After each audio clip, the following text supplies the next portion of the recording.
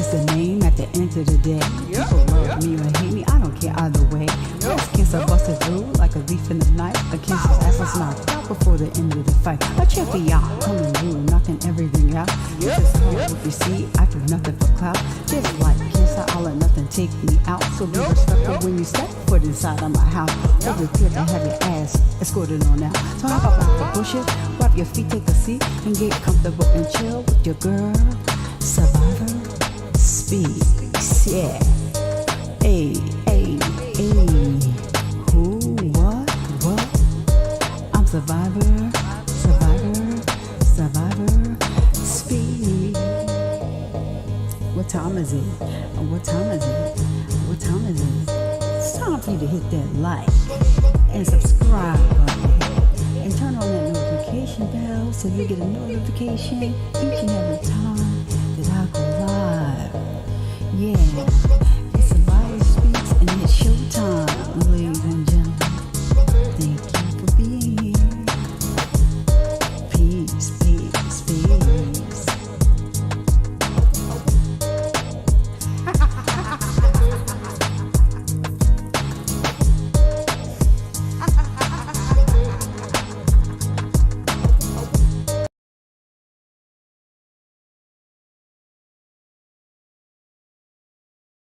This video is being shown to you under Section 107 of the Copyright Act of 1976. Allowances is made for fair use for purposes such as criticism, comment, news reporting, education, and research. Fair use is permitted by copyright statute that might otherwise be infringing. Smash that like button. Let's go.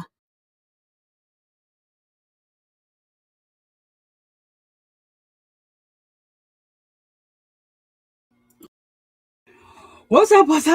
It's your favorite breast cancer survivor, and I'm back. Woo, y'all. So for the sake of the video, let me go ahead and get over here. And let's go on ahead and get this going. That is no one. Let me drop his link in the chat really quick. If you're a content creator looking for music to put behind your videos, go ahead and contact no one. Email him, and I think do I have his email? This is his YouTube channel.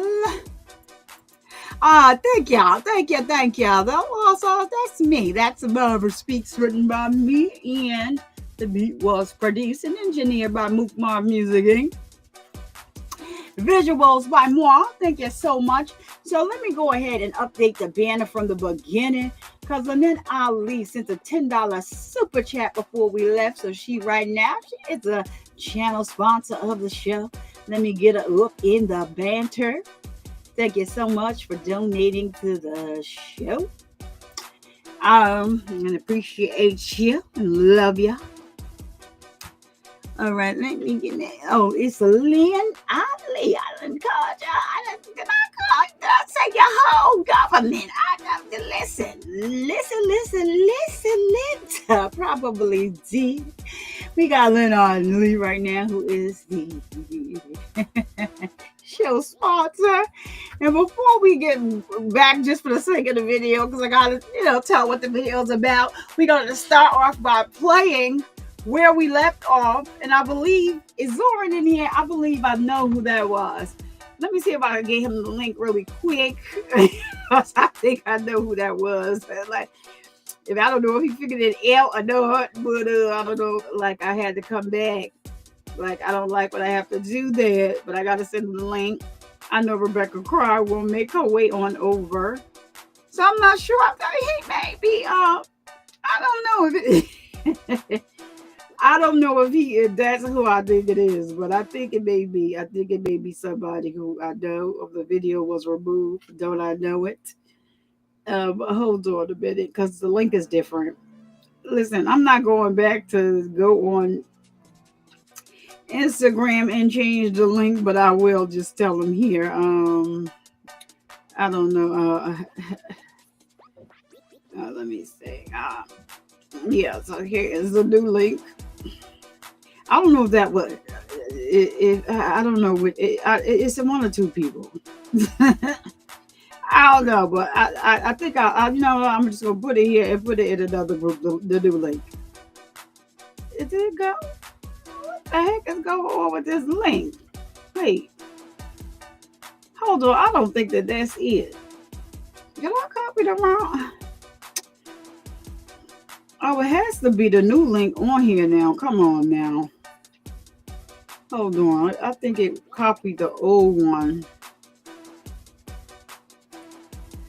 Shell, this is a mess. Hold on. I think that's the wrong one. Let me see. I think this should probably be it. Yeah, this is it. Don't just disregard this other one up here. That don't work. That was the old one. So let me had to restart. I don't know if I don't know which one who that is, but it's one of these two people. And so yeah, I don't know. So anyway, welcome back. So we were left off at, we're gonna play this video, and for the sake of the video, I do have to just tell what the video is about. We're not gonna go back deep in depth about what the video is about, but we'll tell something. But before we do that, I'm gonna go ahead and play what I was trying to play for Lynn Ali in the last stream when it was lagging. We don't play that over here, so we had to start over. But yeah, she's a stream sponsor for now. And let's go ahead and play the video. Let me turn no one down in the background. He's probably here. He may be here in the bushes. He'll come out and say, I'm in the bushes. Well, here you go, Nali. Thank you so much. Thank you so much. Thank you for the super chat. Or love that guy. I love you all.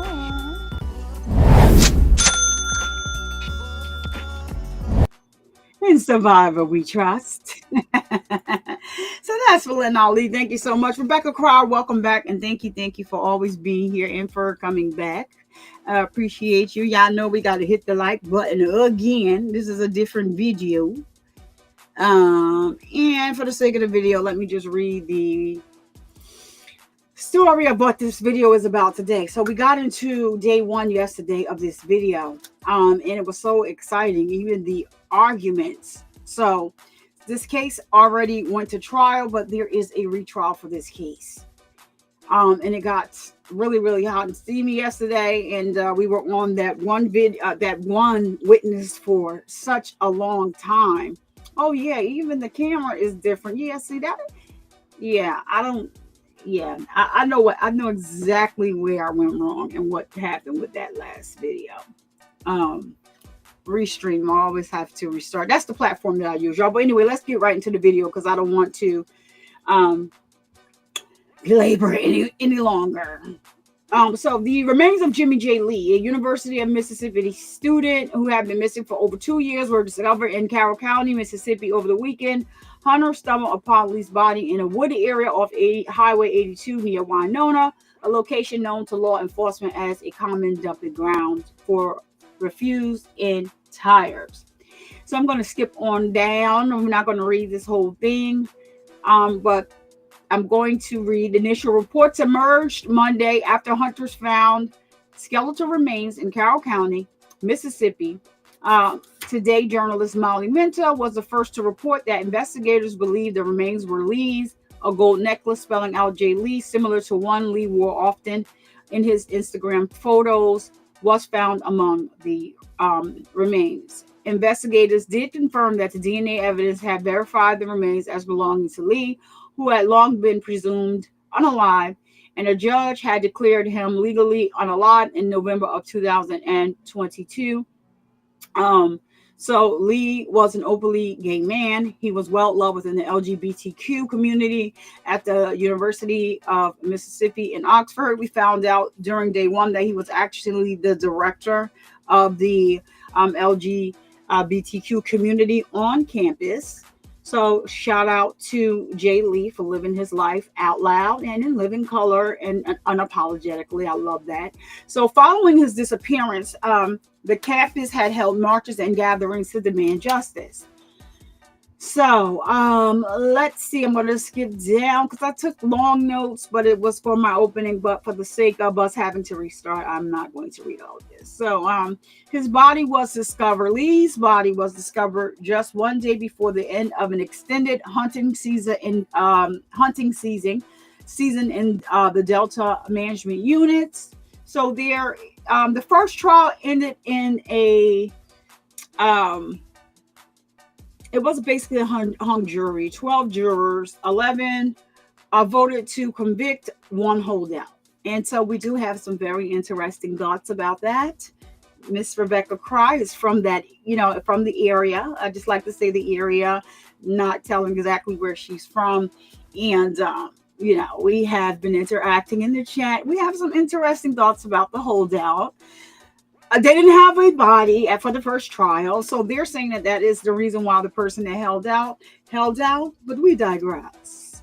Um, so anywho, um, Timothy Harrington was accused of red rumming Lee to cover up a relationship. So he was on the DL, the down low at closeted gay men. All of the above. He was on a DL from his family. That's what I believe. And probably others because, being from a family with such a big spiritual background, grandfather's a pastor, you grew up in a church, and they, and that, and this is Survivor Speaks opinion. I think this is why we have so many closeted and DL men in the church, because they want to be, you love people and let them be who they are out loud and in living color. It's none of your business. You don't have to go before their maker when it's their time to leave the earth. You don't have to do any of that. You just have to love them when they're here. You don't have to be in their bedroom when they're doing whatever they're doing. We don't have to do any of that. So just love people for who they are, because things can end up tragically. And you can look at this both sides of the way, on both sides of the coins, right? The Bible said, do not judge, right? That's in there. That's in the good book. I believe that the Bible said, thou shalt not on a lie. It didn't say that. It didn't say thou shalt not be a part of the LGBTQ community. Come on now, church. Come on now. If we're gonna do it, we're gonna do it. Because we had what in the Bible? We had who in the Bible? If you want to take it there. So just, they like to pick and choose what they like to pick and choose. So let me just put it out here before people start making stuff up. I am a heterosexual, married woman.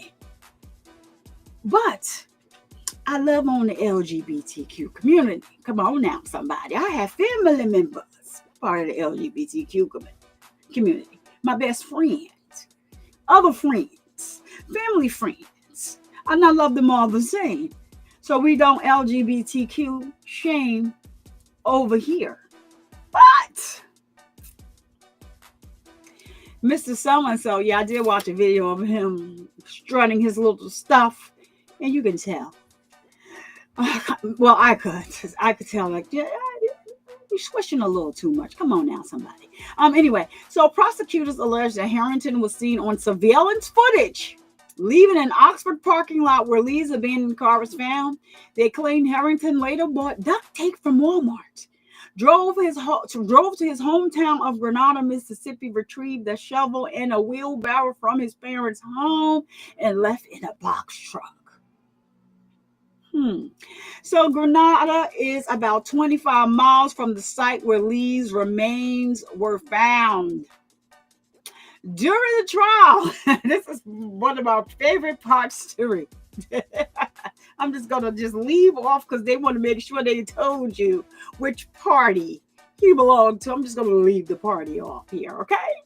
So during the trial, Harrington's defense attorney, he is the Mississippi House Representative. Y'all can look up what party he belongs to. I just try to keep it non-political over here, okay? That's the only reason why I said that, but... Mississippi House Representative Kevin Horan, how would you say his name, of Grenada, argued. So he is the defendant's attorney, and he also is one of the House representatives. Okay. So he argued that prosecutors could not prove Lee was unalived, not alive, but because nobody had been found at the time. Now we have a body. So anywho, he brags about it in opening statements. We have a body now, sir. Houston, we have a body. So the trial ended in a deadlock, as I told you all, with 11 jurors voting to convict and one holdout refusing to agree. And he's claiming he refused to agree because there was no body. Even though of the evidence that we saw on day one, I mean, just from his friends, coming to represent. Well, he was a private person. I don't like the way the defense attorney, now he's doing his job. Let me let y'all know, I do understand. He's doing his job, but he made things worse for his client. You outed him as being DL, even though you didn't come out and say, oh, he's a DL man, but you were asking these dumb questions over and over and over again. So now we know and have confirmation that your client was on the DL. You kept asking over and over and over again about these apps that people use to hook up on. We now know that your client was using those apps to hook up on them too.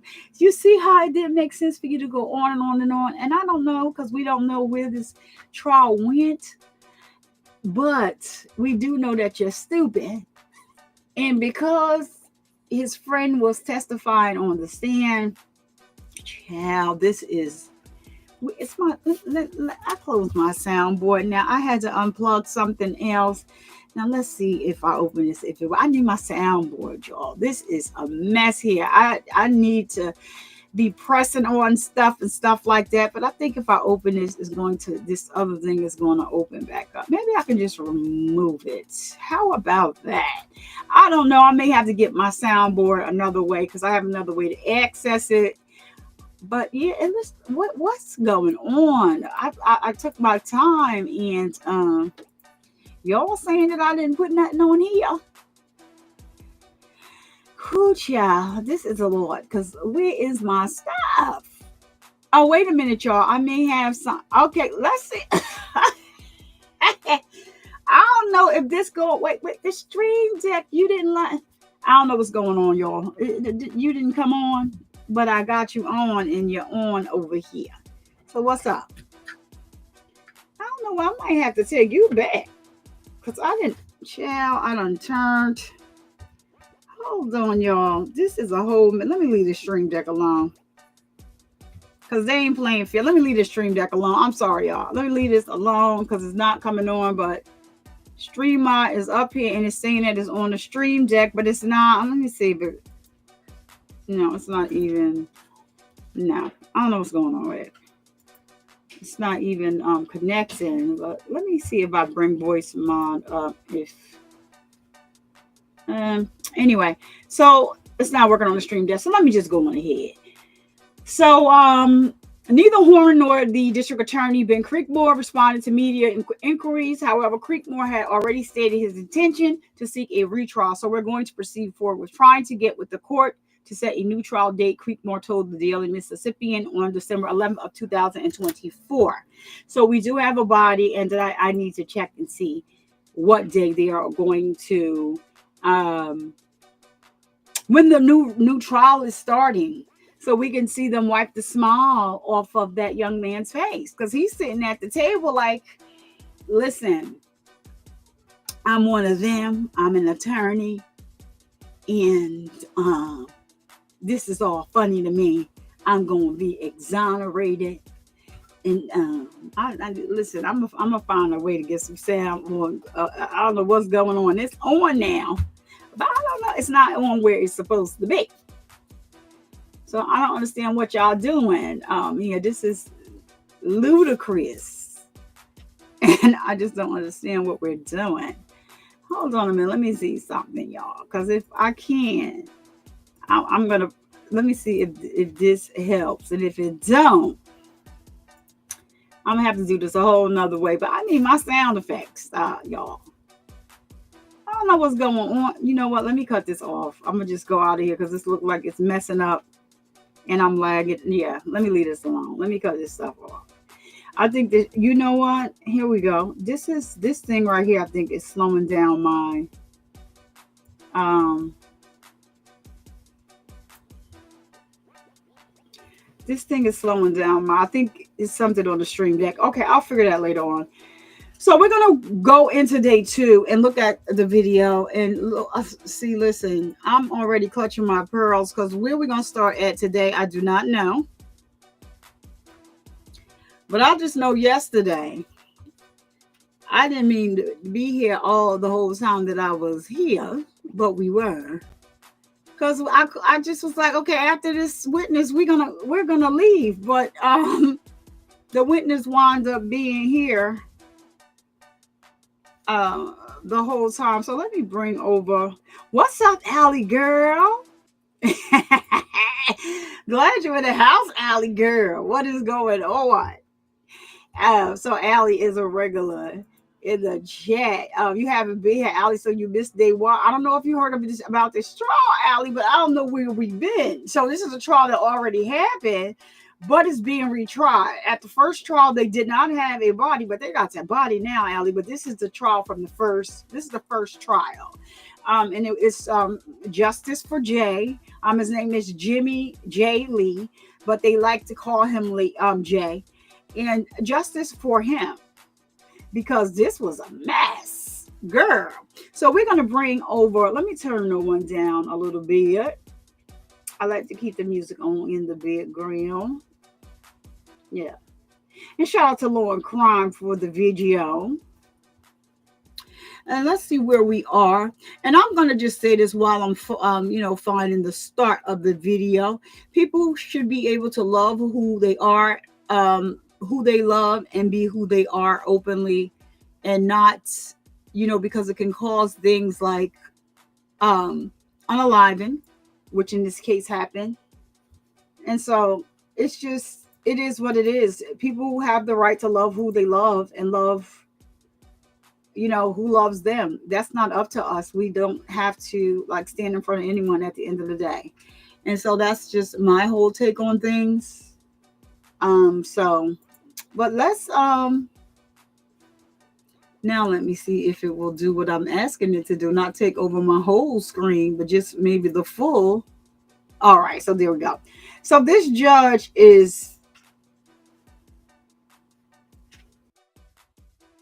please don't tell me this thing is about to lag again. So this judge is getting on my nerve a little bit. I think that he's allowing some things that shouldn't be, but I'm a virtual juror, just like all of you. If you're here, please, interact in the video. We do like to interact in the chat, as long as it's done professionally. You can have a difference of opinion as long as it's expressed in the chat respectfully. We welcome all opinions because everybody's opinion is not the same. So we do welcome all opinions. I just wanted to say that, but all opinions are not the same. And I'm going to start it from here because I want to hear what this judge has to say today. And I'm just going to speed it up right from the jump. Hold on, we going to play it. Or yesterday we was on 1.5 and it was fine. I want to hear what he has to say because where we left off at, the young man that was on the stand, he lived 5 hours away, so he went back home, but they may, put him back on Zoom. They was trying to get him to come back because the defense attorney is a whole entire mess. And let's go. Let's see what he's talking about. I want to hear what he's going to say today, though.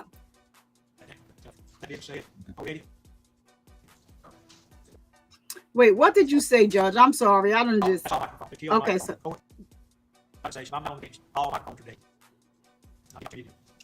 Okay. All right. All right. Anything else we take up before we start this morning? State had the first witness. Wait. So let's see what witness comes up. Because of course, as how do I connect with you? I want to connect. All right. Let me give you let me drop my email. I dropped it yesterday and I'm gonna drop it here today. So yep, I'll get you that, Allie. All right. And Allie, no problem at all. It's not, you're not interrupting. It's and I think I know I had got some feedback yesterday. So you know what? I think I know why some of the, let me move this over here. I don't need to have anything on the screen where the stream is playing from. So it's still, what is going on? I don't, okay. All right, good. Hold on, Allie. I'm getting it for her. And anybody else that wants to reach out. Good night's sleep today. Tastes good. That's really everybody gets restaurant good. I get 15 opinions. I'll get a pretty good sample of information. Everybody good this morning? All right.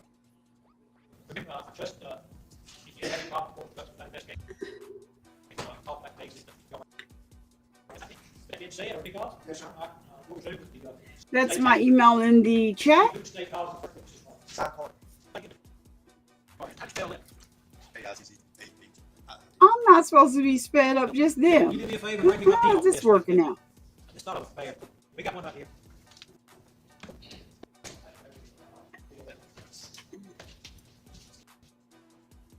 So let me see. Hold on now. Let me go back to, I got me one. I got a pair, I believe. hold on. Because why am I, let me put on the closed captions.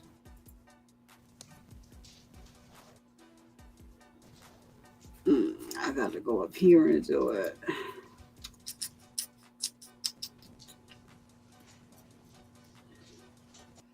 Come around. Which color?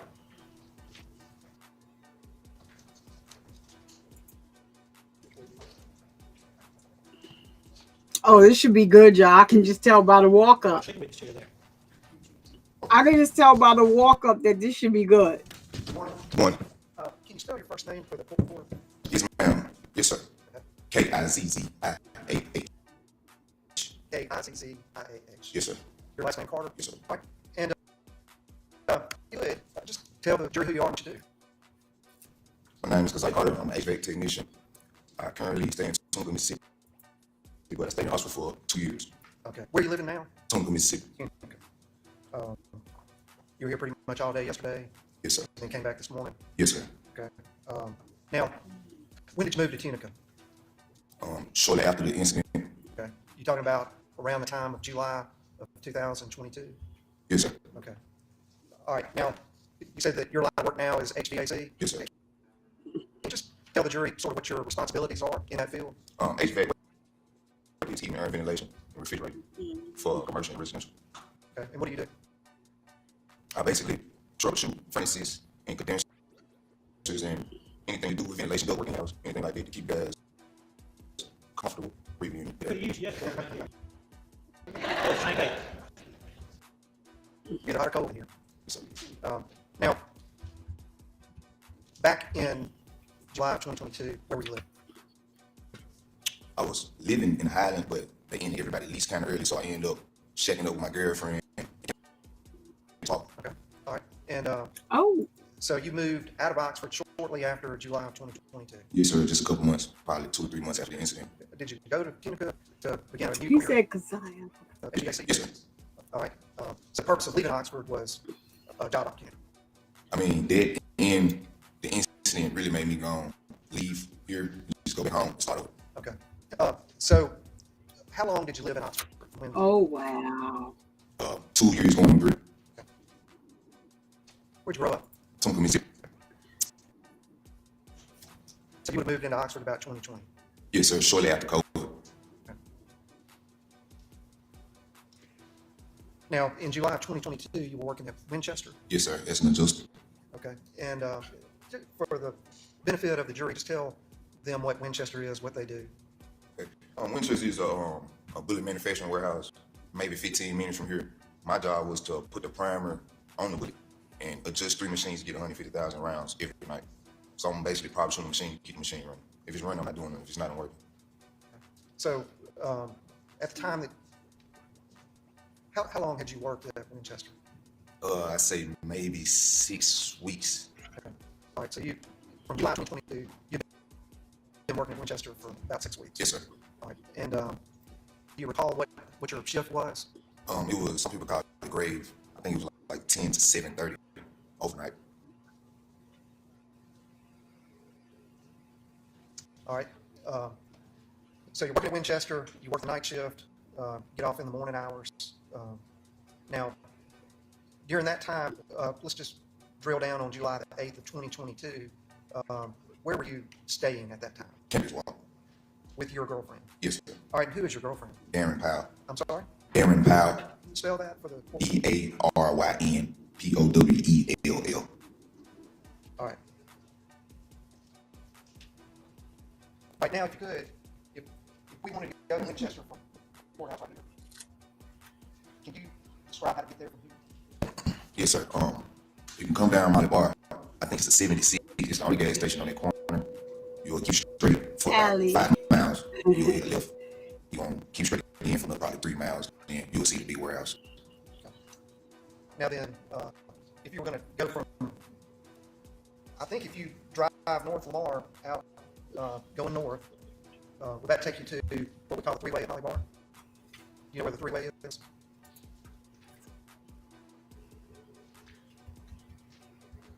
See Lamar?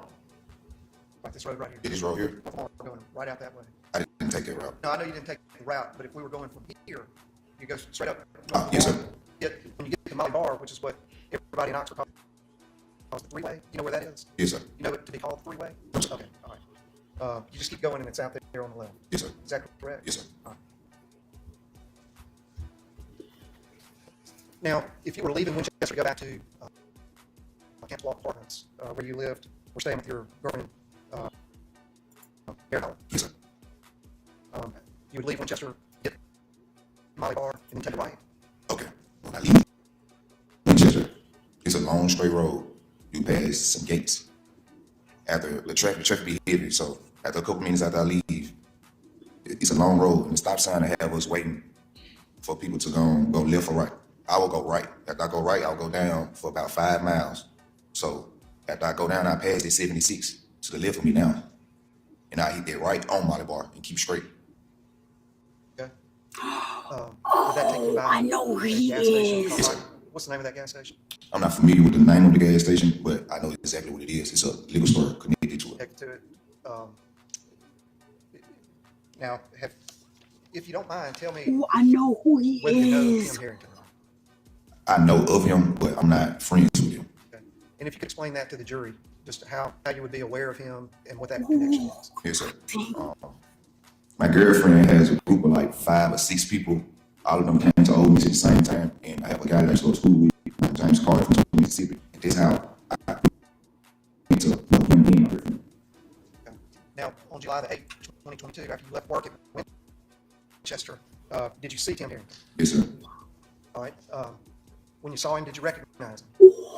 Not off the first glance. All right. Tell the jury what happened. Okay, like I said, when I leave work and I hit the right on Molly Bar, it's a gas station to the right that's connected to a liquor store. It's a 4-way, so you can't go fast. When you slow down and stop your car, by the time you speed back up, you're probably going about 10 miles an hour. So I was driving by, and I seen a person jogging with like a gray sweatshirt on. As I kept going to see the front of his face, I seen it was him, and I blew the horn speaking, and he waved me down. So I turned back around, looked around, got into the gas station. He asked me for a ride to take him back home to the fair because he had a good job. All right. Now, this was going to be July of 2022, early morning hours, 7 to 7:30. Yes, sir. Oh, y'all, this I is. get off at 7:30, so probably take me 8 to 10 minutes to get to my bar. Oh my gosh. And you say he was wearing a sweatshirt? Yes, sir. Is that a long sleeve? Short sleeve. Okay. Sweatshirt. Yes, sir. Y'all. Oh my gosh. Y'all, just really briefly. So he made this man a part of this, unknowingly a part of this crime. So it all, because he said Kizziah. Okay, yeah, you know what? I was doing a little research. And I'm like, I remember the name. But this is my first time watching this with y'all, but I was doing a little research.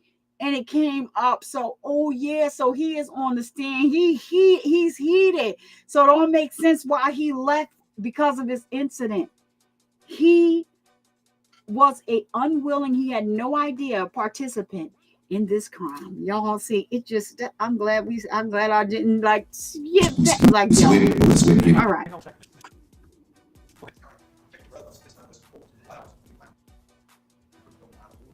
I'm gonna allow this. What is the, We gotta start listen to his, somewhere. We gotta start somewhere. We got a lot of witnesses in this case. You gotta take a lot of coordination. I'm gonna give you both sides some leeway and when you call them anyway. yep. Can you describe his condition? Yes, sir. He was waiting. It was This defense attorney is the worst. He is the worst. All right. Now, I do want to, we'll come back to this. Do you recall days later being in contact with law enforcement? This would have been around July the 20th, 21st, 22nd? Yes, sir. 2 weeks later. 2 weeks later. And did they ask you questions about meeting Tim Harrington that month? Yes, sir. Did you see video surveillance where that meeting occurred at Rocket's gas station? I didn't see video surveillance, but I seen a picture. Okay, saw a picture, like a screenshot from that video surveillance? Yes, sir. All right.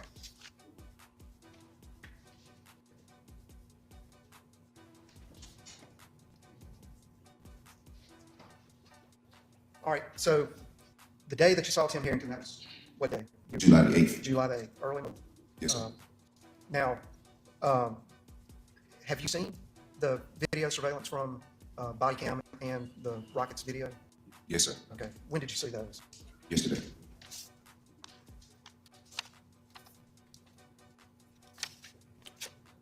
Now, your interview with law enforcement 2 weeks later, do you recall if that was on July the 22nd? Yes, sir. Yes, sir. Have you seen that interview with law enforcement? Yes, sir. Did you see that yesterday as well? Yes, sir. All right.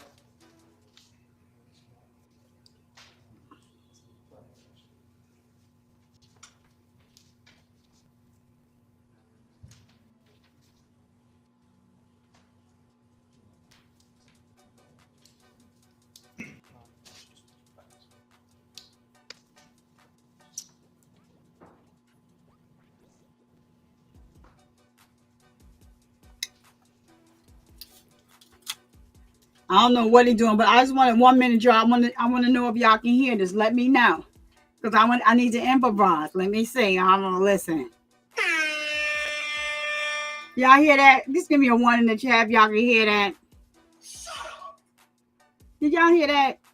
But that's not my two buttons together. I'm trying to improvise. If y'all can hear that, put a 1 in the chat for me real quick so I can go ahead and we can go forward at the video. This is sad. He done implicate, like, can y'all hear that now? No 1 in the chat. No one. Let me go ahead with the video then. Y'all catch up. Somebody put something in the chat. I don't know if y'all heard that or not. I need my sound effects. So I'm gonna have to fix my soundboard somehow. Oh, thank you, Rebecca. Thank you. You can hear that. All right. I gotta find my favorite button now. I'm not saying what it was, but I think you were. I'm not saying that. Just remember. All right. Both, all right, we can say both of them. So I'm going to exhibit forward and body cam video for both contain, that's going to be you're going to make them, how many S's, are you doing S's and D's or just which rate? Yeah, I think we're going to get there. What was S2 and 3? 2 and 1, 2, 3, 4, 5. All right, you're doing them all numerically? Yes. S1 and then B, okay. All right, I got you. All right, on exhibit, saw both videos. That got to be harsh to. After he got in your car, what happened? I was really Thank you, tired Len from work, Ali. so I was speeding, trying to get home. I think the officer in his left lane, he was going maybe 40. I was going maybe 45, 50. He pulled me over for speeding. I'm going to back up even more. After you pulled in, flagged down by Tim Harrington, what did he say? He said he was tired from time. And what happened after that? We boarded off. We had a short conversation. He asked about my girlfriend. And I think he asked me maybe I was working on what to say. All right. So did you change? You were headed back home, correct? Yes, sir. After you picked him up, did you change where you were going? No, sir. I was already headed towards campus walk and Lafayette places going that way too. You stopped somewhere else before you got home, back to your apartment. I stopped at his place. Okay, why did you do that? He asked me to drop him off. He asked you to drop him off. And where did you know where he lived? No, sir. Where did you take him? Lafayette place. On the way, you were stopped by the police, you say? Yes, sir. Now you've seen the video surveillance from Mikettes. You've seen the body cam footage of that traffic stop. Do they accurately depict what happened that morning on July 8th, 2022? Yes, sir. All right, the state would ask this to be received. All right, it's gonna be immediate endeavor, no objection.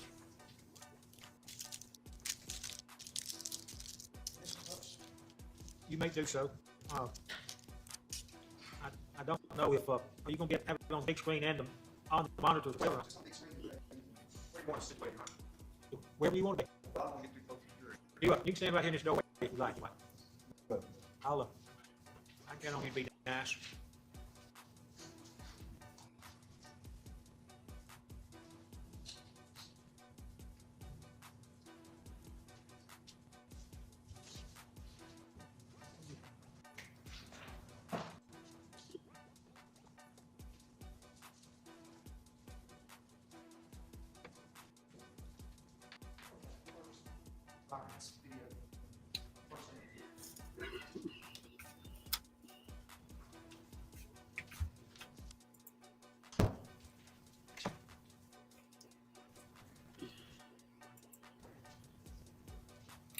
Yes, he didn't know. He unknowingly gave him a ride. Yes.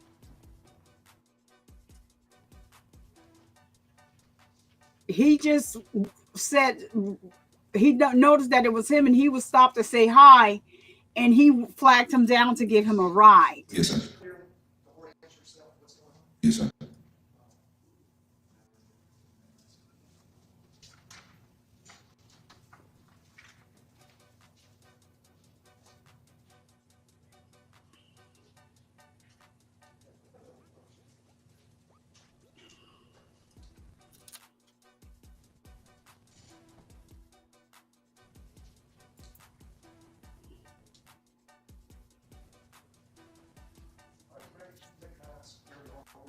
Yes, sir. It is a gas station that has a liquor store connected to it right by the four-way. Yes, sir. Yes, sir. Yes, sir. Yes, sir.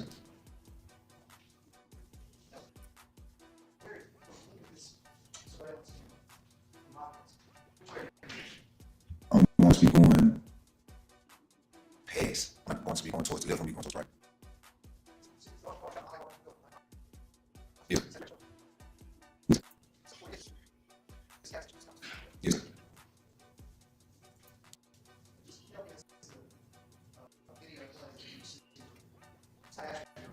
It's my girlfriend vehicle.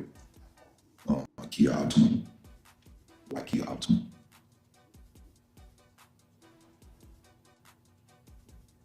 That's sad. Well, I hear it now, though, here.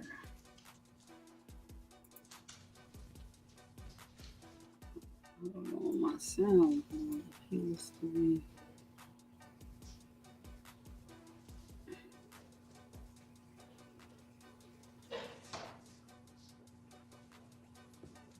I think you guys might have passed it.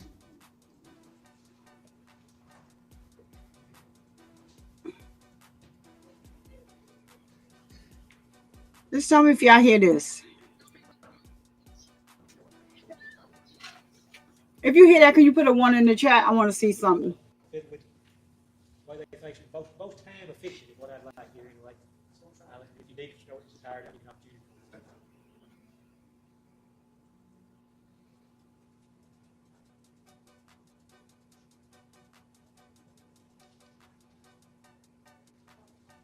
Looking at the spot here, you think we'll pass it?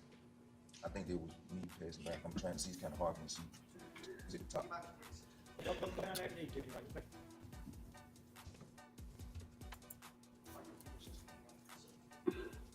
Oh, okay. Okay. So it works from there. Oh, okay. Thank you.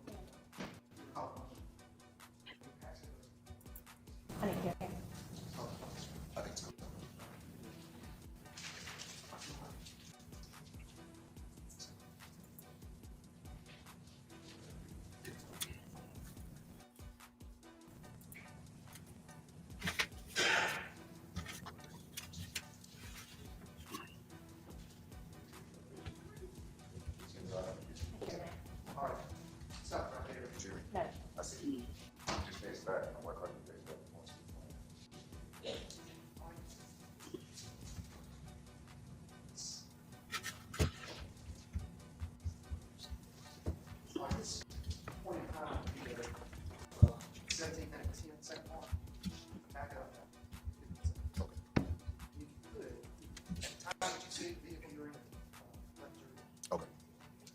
it'll be at the very top. It's kind of hard because it's kind of cut off, but you will see. You will see.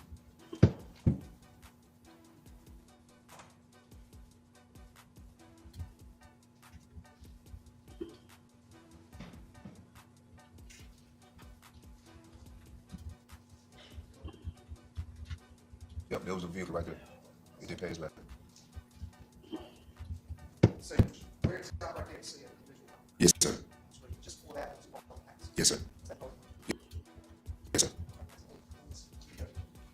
Approximately 1705. Is that correct? Yes, sir.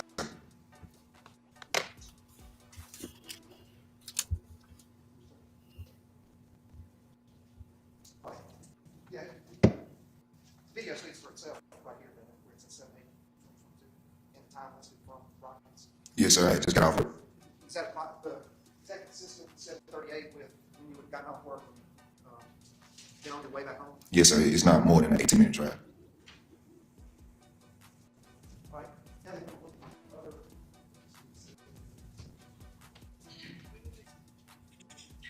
right, before we look at this video, what happened after that?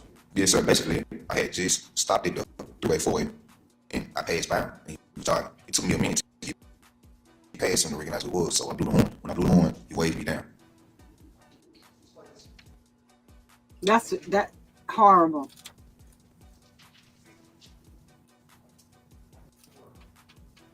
Can we step down?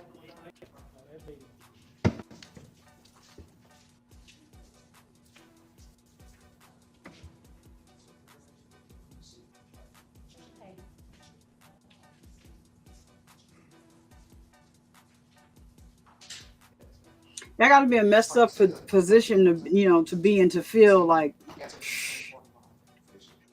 Veteran.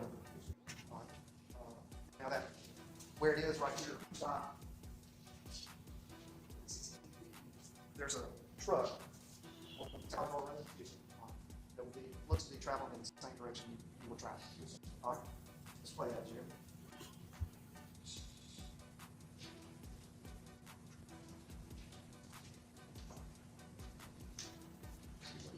Okay, pause it right there. All right, so same image, same area, just a different angle. All right, now at the 1705 mark, this call that one up here, is that you just, all right, who is that running that way? All right, if you don't mind, come up and look at Rebecca, that one holdout that you said, all right.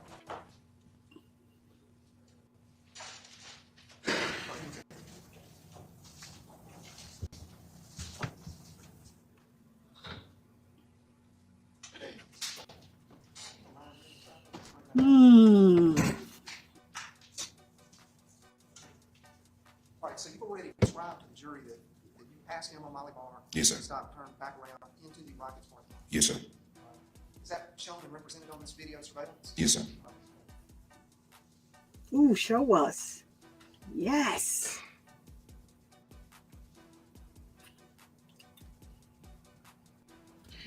Let me look and see if they have. Now, at this point in time, he's come up to the bar. Is that when he asked you for a ride to his place? Yes, sir. You think he wanted a ride? Yes, sir. What did he say? He said he was jogging and he was tired. Was it hot that morning? You know what the weather was in Oxford, July the 8th? I'm pretty sure it was above 60 degrees. Some in Mississippi, it's hot. Wearing a sweatshirt, you say he wasn't sweating much. Yes, sir. All right, and how long was it after this that you pulled over approximately? Maybe 3 to 4 minutes.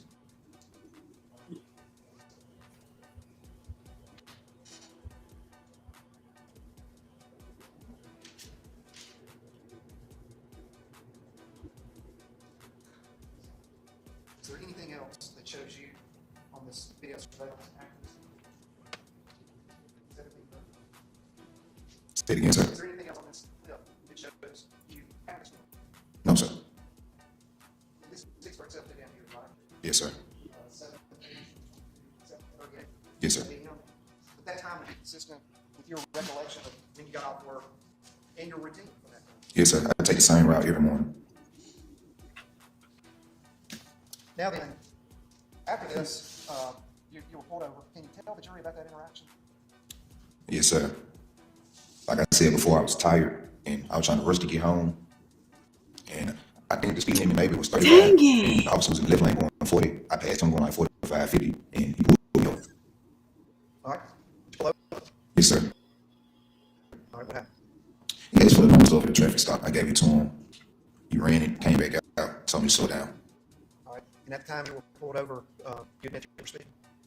Say it again, sir. You admit that you were speeding? Yes, sir. Okay. Now then, was anybody in the car with you at that time?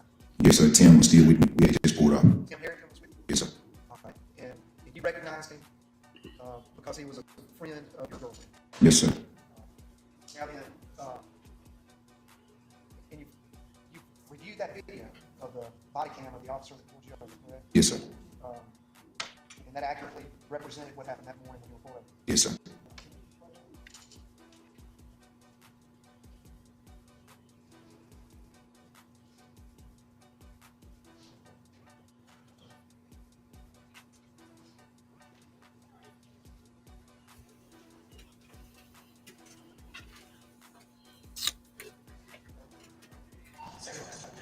Yep, justice for Jay. Mm-hmm.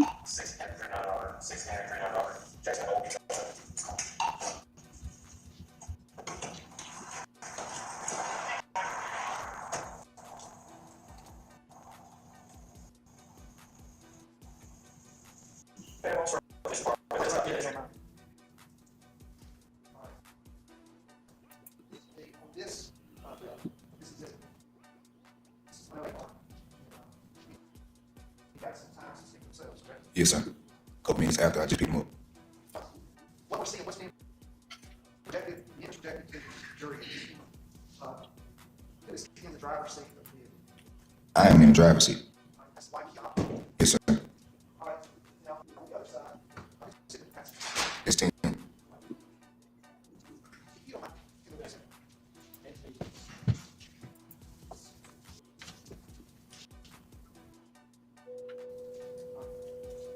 Now, wherever you this fall, you left yourself in the back. Tim sits in the passenger seat. And you also see your right hand in that image.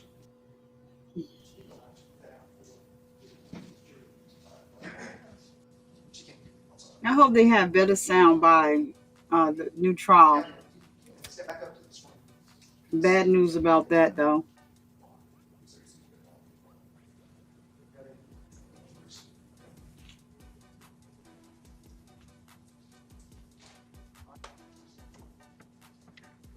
That's me, okay? I got your DUI insurance. All right, where do you work at? Winchester? Yes, that's what I said. Okay. I said we talked about that. Yes, What's your social? yesterday 8712 for sure. What's your name, brother?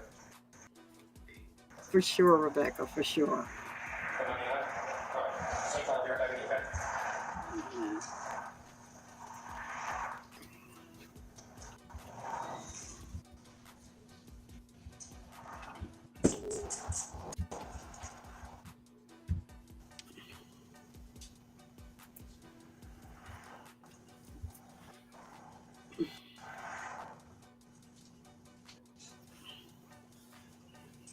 Oh, so they are selling it. Good stuff. Good stuff.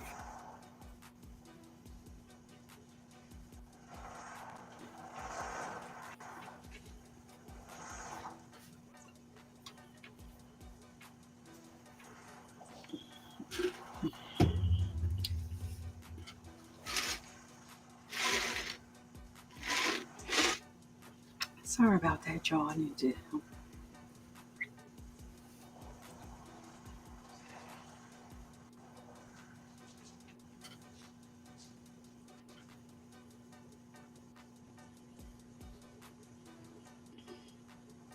Lord Crom, no, they messy.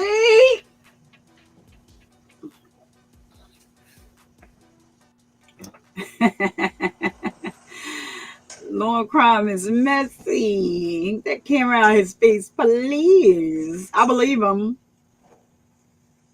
Mr. Coroner. Well, I guess they checked his time card too. All right.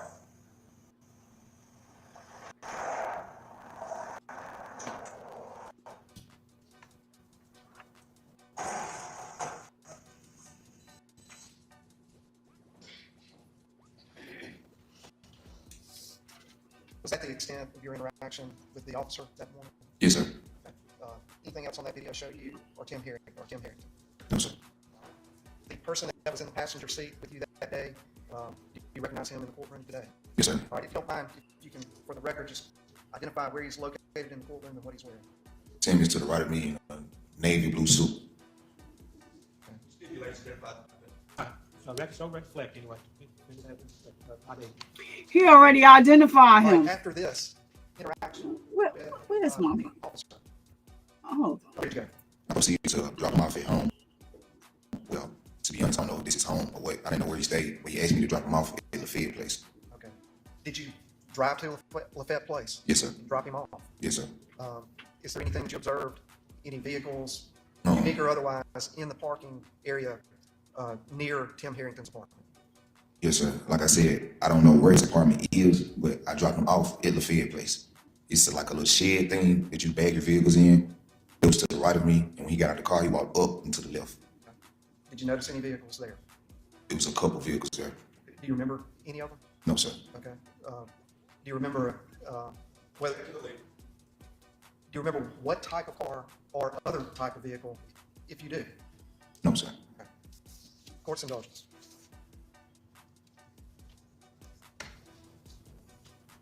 you know his attorney That is. same route every morning when you got off work. Yes, sir. Had you ever seen him jogging there before? No, sir. All right. Are you familiar with the people that jog on a regular basis that route as you're leaving work? Yes, sir. 7 people jog there. Was Tim Harrington one of those people? No, sir. Was that the first time you'd ever seen him Oh, you know the count. jogging down the road Mm. on your way home from work? Yes, sir. Cross-examination. Look, his witness be fine excused. You're free to go, Mr. Carter. Thank you for being here. And, Oh, the defense attorney does know how to. we're gonna take the real short break. He does. To All right, so he's gonna take a break. So let me just fill y'all and bring y'all up to date. I have good news and bad news. Okay.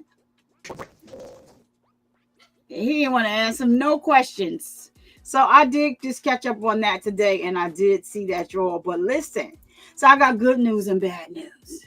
The good news is that this young man over here, he is incarcerated with no bail. They refuse to let him out.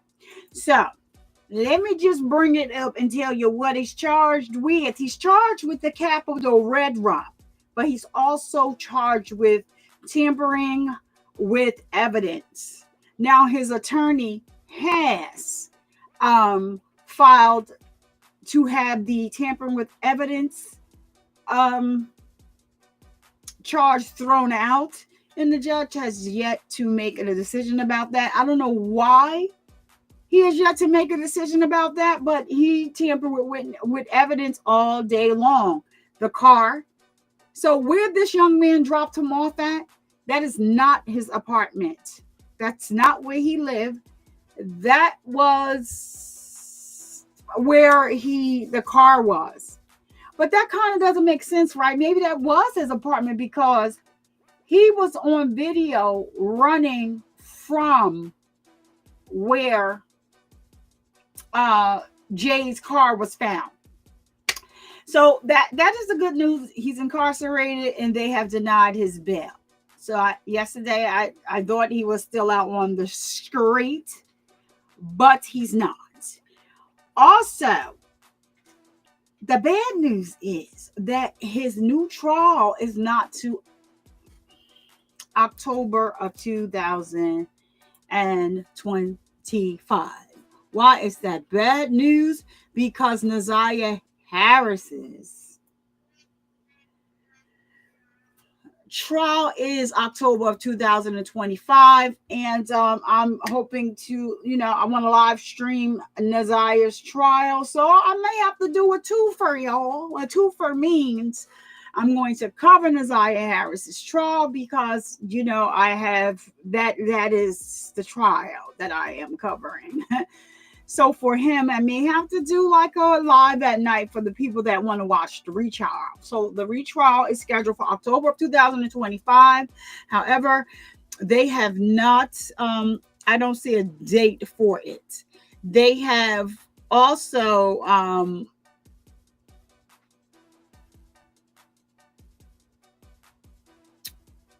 the courts have also decided not to charge him for with the unaliving penalty.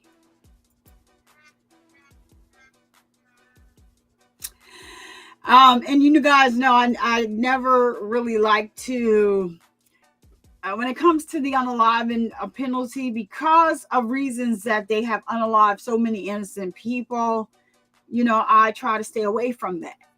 Marcellus Williams, young man that no evidence. He spent all those years incarcerated, and then they unalived him, which was crazy because the victim's family didn't even want him unalived because they knew that the evidence was sketchy, but they were willing to have him spend the rest of his life incarcerated.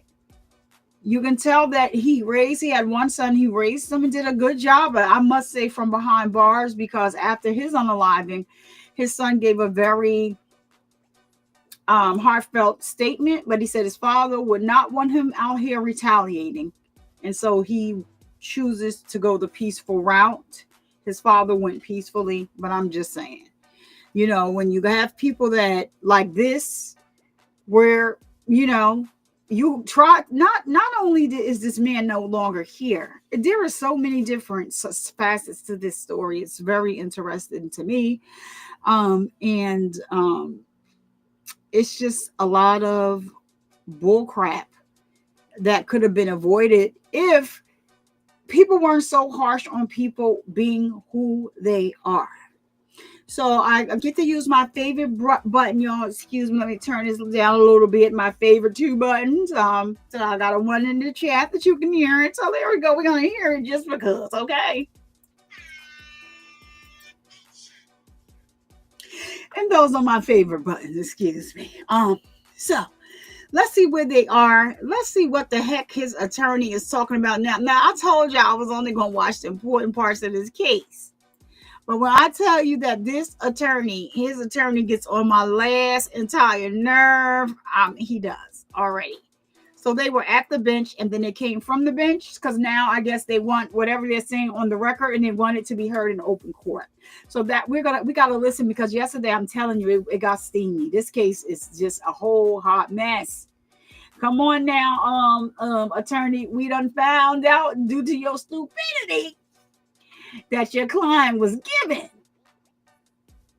He was giving some and then y'all, I'm not gonna give it away. I'm gonna wait for this detective to get on the stairs, because I was like, oh my goodness, what? This defendant is a mess. But he was giving some instead of getting it. So now he in there with a whole bunch. He better not get caught doing it in jail, because it is a charge if you get caught. But you can be as free as you want to be behind the wall with whoever you want to be. You could come out and act like you all manly to your family and go back to,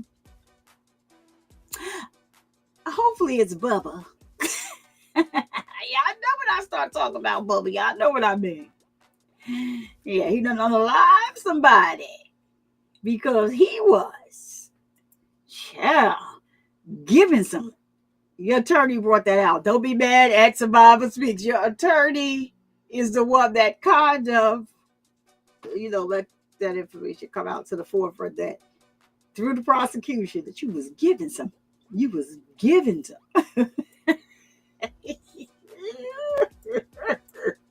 All right, y'all. I'm sorry. Y'all know I'm silly. I'm sorry. Where is the sound? Oh, okay. So he didn't turn the sound on yet. Come on, Judge. Let's go. He objected to the next witness, y'all. This man is a mess.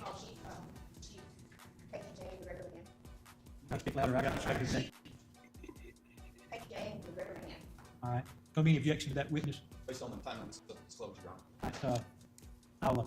I'll hear from you, okay? Oh, he trying to get. I believe she was a witness. I'm not sure what representation, but I believe she was a witness that was disclosed on Sunday night. Hey, Jerome, how are you? Welcome. Y'all, this man is a mess, y'all. He is. I do have. Is she while there may not be a formal witness list discovery, is her information contained in discovery? In the 22,000-page documents, it is. What's the nature of her? Jerome, this case is not. Chief Mahan was at the time over investigation for UPD. The investigation began with UPD, like the university police department. Jerome. Instead of calling Let's every hear single university police department officer, since she was the chief, we were calling her to go over the UPD investigation.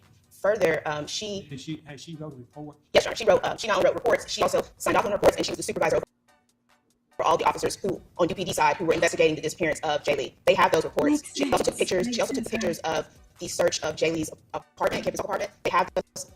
They actually have all of this. When opposing counsel refers to 2,000 pages of discovery, he's referring to digital dumps, like from computers and phones. The UPD police reports amount to 160 pages. Everything she did is contained within those 160 pages, and they have that. All I'm saying is that I have to inspect those documents due to the fact of the untimeliness of the discovery as to the witnesses to make sure. Oh my gosh. The entire body of what I think about it. Do you have a copy of this witness's report handy? Let me look at it. The other representations are correct. They were provided in the discovery file. Y'all, he getting ready to get it. He getting ready to get the button. He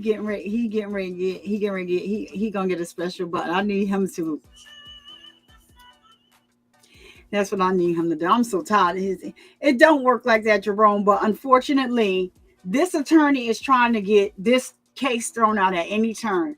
Now, I don't know how we missed this, but this was the first court case. They didn't find a body for this young man right here. This young man, I don't know, you can't see my fingers. I'm so crazy. I'm pointing to him. So he's the only African-American man sitting at the table. And allegedly, let me just say allegedly, he has not been found guilty yet, even though all of the evidence on the DL. Not only that, we just saw Kizziah is off the stand. Kizziah just testified. I'm not sure if you were here for that.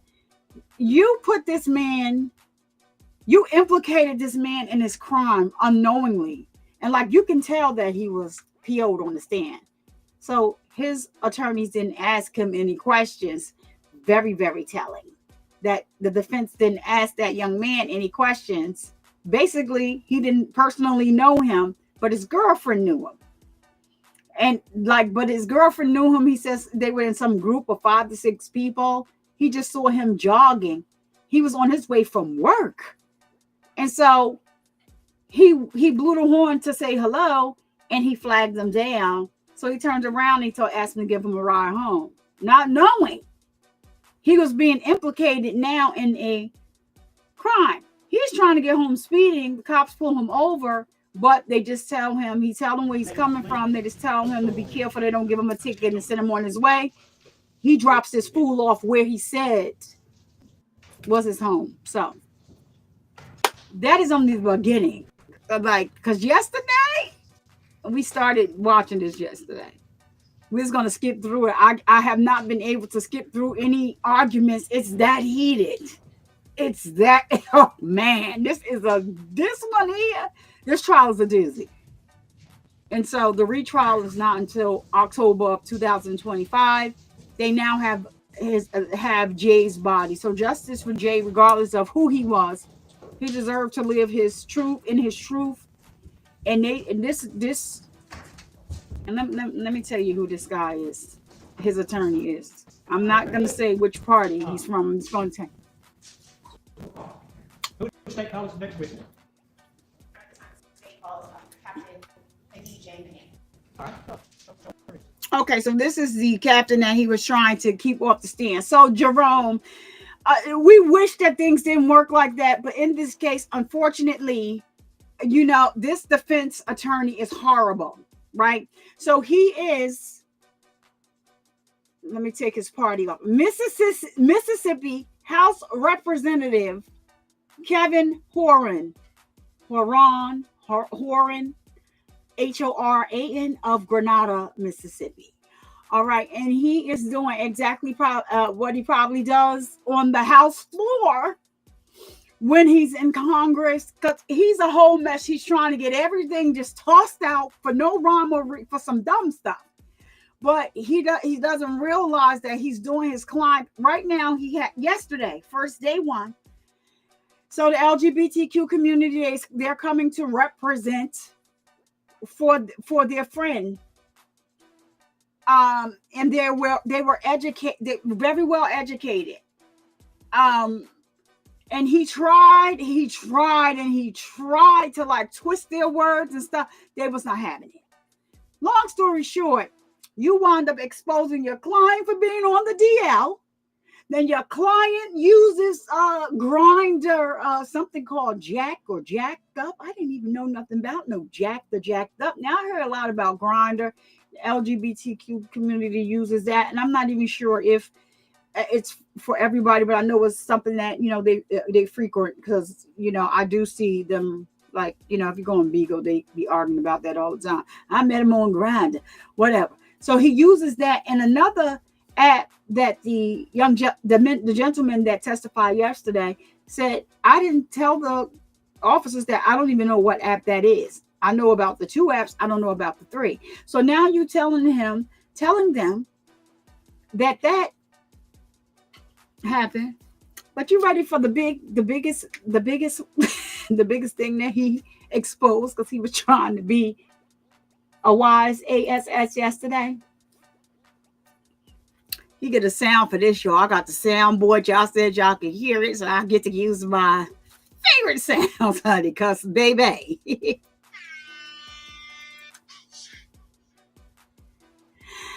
That the young man that he unalived was on his way back to his home because they had an argument, and so he was on his way back over there because the prize was going to be that he was going to go over there. Now, even though he was the one that was flamboyant and everything, but he was going over there, and this young man here was going to be giving some. He was giving some. He was going to give him some. You get it?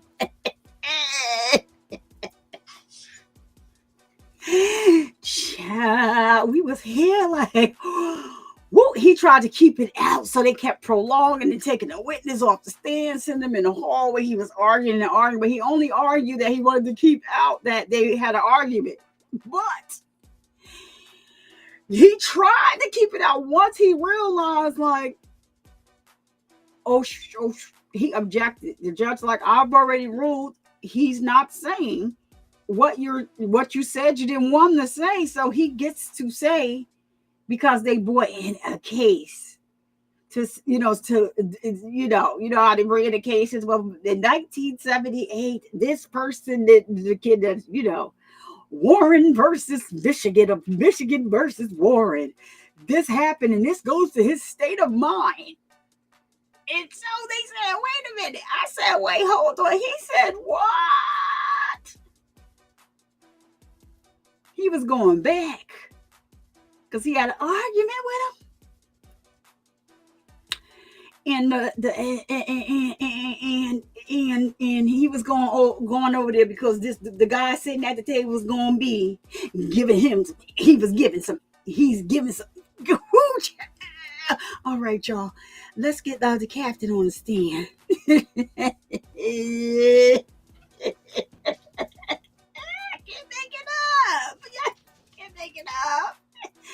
Child, that was funny. Oh, Lord. You should. Child. They was bragging how they ain't had no party. They ain't had no body. Take the chair there, please. Look at her. She got all of. Let's see what she's Captain Hill. he wouldn't be able to talk to me. But I understand. Chief Mahan, please introduce yourself to the jury. Captain. Oh, Chief. I apologize, Captain. So tell us a little bit about what you do. I'm a police officer. I think she said Hean. You didn't have to spell it, but I think she said Jamie Hean. Okay. At the time of this report, I was the captain over administrative operations, which oversaw investigations in the crime prevention unit. And were you, when you said at the time, were you involved in the investigation into the disappearance of Jay Lee? Yes. During the initial Thank phases, you. I became involved. I was not involved from like the very Thank first phone you. call to the department. But do you supervise the person Oh my supervising God, I didn't mean to put the this side of- across the bottom. Let me hide the this. person What's side going of the on? investigation? Yes. Okay. And you said there was multiple Okay. in the beginning, so were there other agencies involved? It became a point in the investigation, like when Thank you. Jamie's car was found, that we Thank reached out to you. the Oxford Police Department because obviously this car was found in another jurisdiction. Make sure you speak up so that the jury can hear you and try to I just want to make sure. Okay. So this car was found in another jurisdiction. Where was the car found ultimately? I'm not sure specifically you're talking about that's parked at Molly Bar Trails at one point, but how we were notified of where the car was located is through the towing company. Okay. So when you said that OPD, Oxford Police, became involved, it was because it was parked in Oxford Police Department's jurisdiction. Yes. And was that at Molly Bar Trails Apartments? As Molly Bar Trails is in Oxford jurisdiction. Okay. So starting from there, we're going to go to that's when Oxford Police became involved. I want to kind of start at the beginning. Since you were supervising, you signed off on many of the officers' reports. I want you to kind of tell us about the investigation. How did UPD learn of Jay Lee's disappearance? Sorry, it's going to take me a minute to get through these. So on July 8th, our dispatch office received a call about a missing student, a call from the mother of Jay Lee. So when they took that initial call, our dispatcher tried to call Jay Lee's phone several times. Eventually, a officer was dispatched to his residence, which was located on campus at Campus Walk Apartments. Officers responded to the apartment and made no contact there. So you said y'all got the call. It was a welfare check. Yes, she had not heard from her son. Does Oxford, or apologize, does the university police have a procedure for welfare checks on students? Yes, actually, we have a missing student notification policy to because we answered to the Clery Act. But our procedures generally involve people call the person. We may call, we may email, we go, we try to locate them, talk to friends, people who they are known to associate with, and run down every avenue that we can. And we also, if we believe they have traveled into other jurisdictions, we notify those jurisdictions to see like if like there are cameras that captured a tag through that jurisdiction or whatever route we believe they traveled. So let's sort of walk through some of the stuff that you did in this case. That welfare concern, did it come in on July 8th? It did, yes. And about what time did, you said they were calling, what time did they go check the apartment to see if it was there? The report states around 8:30, 8:28 actually p.m. The officer went to the area, Campus Walk, to the actual apartment to check to see if they could make contact with Jay Lee.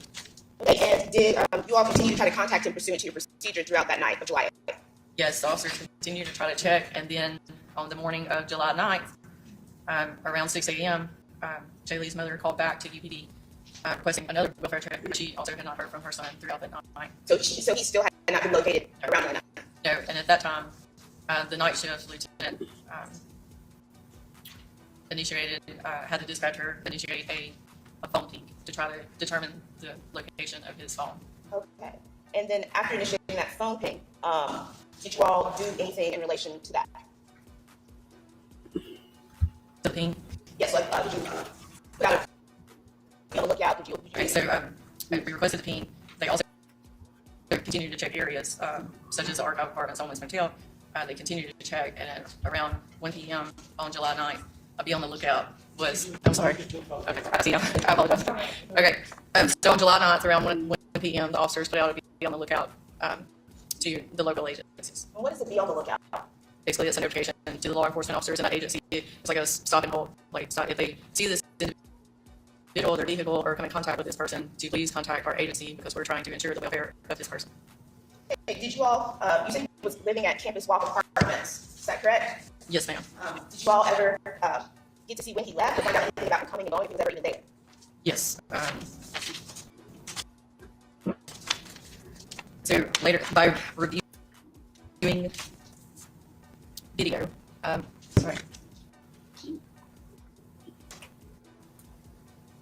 Okay, so Lieutenant Moore reviewed the housing camera videos at Campus Walk, and it showed Lee had not returned to his apartment since he left on July 8th at 6 a.m., around 6 o'clock. I understand you were kind of overseeing the investigation, directing officers and lieutenants, detectives to different places. Did you also have an opportunity to review the surveillance video? Yes, later in the investigation, I was able to review the video of him leaving his apartment. So you did review the surveillance footage. Okay. And what footage did you review? Like what time frame, what day? On the 8th specifically, I know he left his. Sorry. He get on my nerve.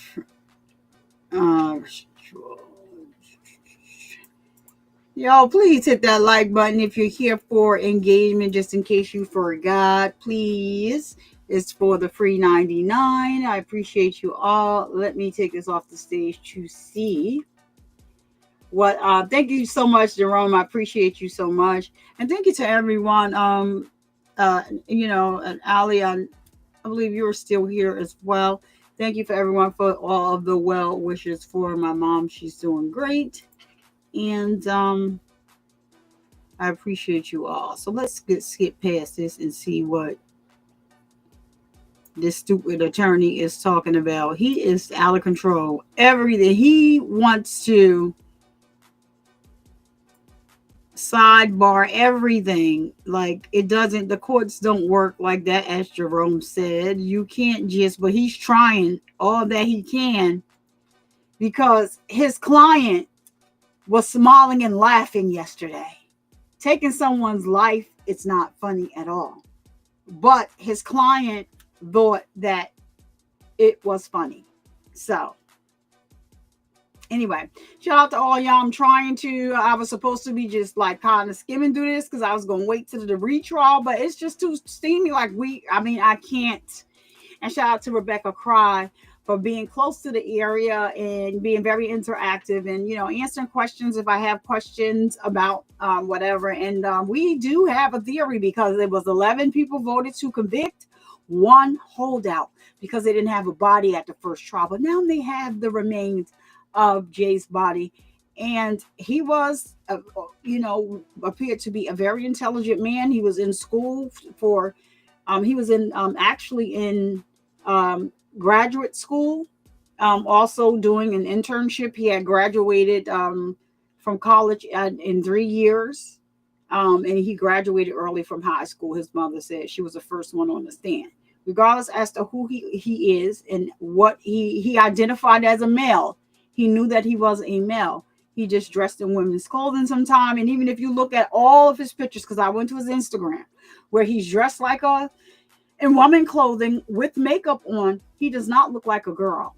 So all of the things that this attorney is trying to say, like he's tried to use the transgender thing, they keep telling him he didn't identify as transgender. He had no problem with saying that he is male. He just dresses fashionably in women and men's clothing, and he wore makeup at times. And none of his pictures I saw him, he wasn't taking any hormones or anything to alter his look to look like a female. It is simply the defense attorney. I guess he spoke to his client, who's now at where he should have been all of this time. And he gave some very disturbing, he made some very disturbing statements when they were just investigating and trying to find Jay. That's all going to come up in the trial, so I'll let you guys hear about it. Your internet keeps bugging out. If it's glitching, it could be me, Ali. I hope not. But because I had to restart this live. But let's get back. I skipped past the little whatever break they went on because this attorney is going to keep trying to find things. He's going to keep trying it over and over and over again. Okay, your client walked, but now he's in jail where he belongs. And I just totally, I agree with that. He wasn't hoodwinked. He wasn't bamboozled. I don't believe any of that. And even if Jay was out here dealing with men on the DL, it's the man that's on the DL. Like, he didn't out anyone. They said he would never do that. That is an invasion of privacy, and that's something that he was against. So the fact that he was out here on the DL, if he was, he liked manly men. That's what his preference was. He didn't like nobody that was sweet. He liked manly men. But some of these men were on the DL. His friend told him, you shouldn't deal with anybody that's on the DL because, his friend told him, them are the ones that end up unaliving you. And he did just that. So let's bring her back on. Let's see. We skip past all that gibberish they talking. Footage of from Campus Walk showing Jaylee. Yes. What date and time did you review? Okay, on July 8th specifically, at 4:01 a.m. Well, first just tell me like the length of, never mind. I was wrong, but you did have an opportunity to review it. Yes. And how did you know how did you recognize that it was Jaylee that you were viewing in the video? By his appearance, I had seen him before on campus. I knew it was his apartment because we have access to housing records, and that is where Make he sure you lived. speak up so they can hear Okay, you. by his apartment, his appearance, and that was the car he was driving that was registered to him. And the cameras that this came from, who controls those cameras? The housing department on campus University of at the University of Mississippi controls the cameras. UPD officers, investigations officers have access to view those cameras. Okay. And the time, is the time accurate on the university cameras? Yes. And you reviewed that footage before coming into court. Your Honor, may I approach the witness? No, I have an objection to that. I'll show you it's exactly the same. Yes, it's All right, that's gonna be, right. Well, go ahead, you're at this time. May I approach the witness, Your Honor? Captain Mahan, I'm handing you a jump drive. Prior to coming and testify today, did you review the video footage on that jump drive? Yes. And did that video footage accurately represent the campus walk partner surveillance of Jaylee? Yes. Okay. And had it been altered in any way since when you first saw it? No. Not at this time of move to enter into evidence the campus walk surveillance footage of Jaylee. There be no objection, court will look at it, and make publish it to the jury. We watch you do that, I will say I'm glad there wasn't no cameras at all, we have not been. I'm probably be a judge today.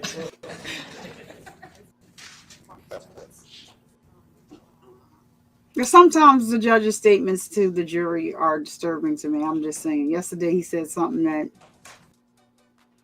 I don't think it was appropriate for the setting, but okay.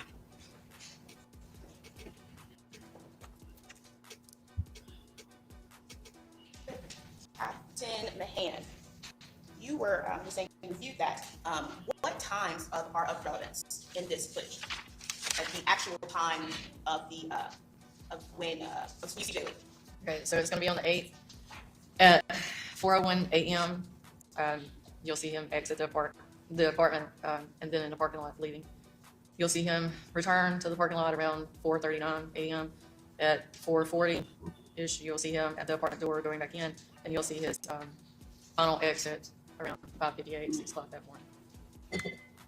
So I'm going to start with the 4 a.m. When he first entered. But before, while he's getting set up, what was Jaylee's apartment? Do you know the number? D302. And we're going to get to it. I'm going to ask you what we're looking at.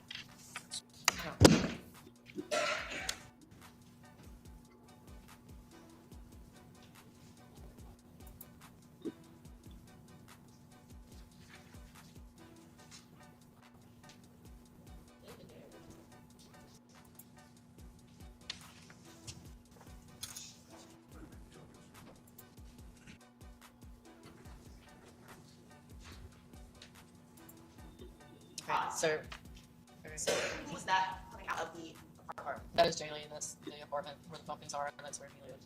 And what time was this? That should be at 4:01 a.m. on the 8th. And it should say it up there, I can't see it. You're going to make a witness step down. So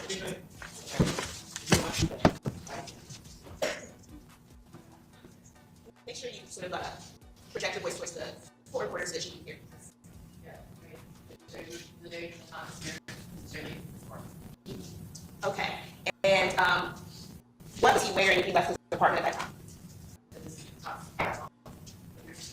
I can't hear that. Slippers. Yeah, on a whole bond of slippers in a row. Continue to play, please. Thank you. Jay go? Down the stairs out into the parking lot.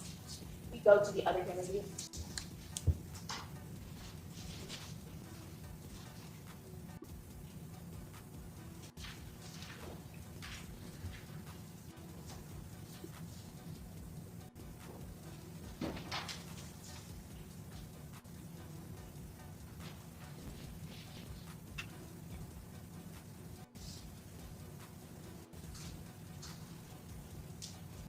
While he's getting that set up, what are we looking at? What is this video of? That is the parking lot on the east side of the building. That's the camera wall. Oh, and who are we walking? Who is that that just came out? Jay. And that is that when we just left the parking lot? Yes. Do you play? What's Jay gonna do? You can tell me what was Jay's car? It's a black Ford Fusion with a stripe down the hood.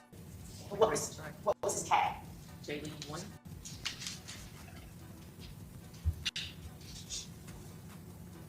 Now he don't know where he went with in that bonnet and stuff. Does Jay Lee ever return to his apartment? He does around 4:39 a.m. You could go to that.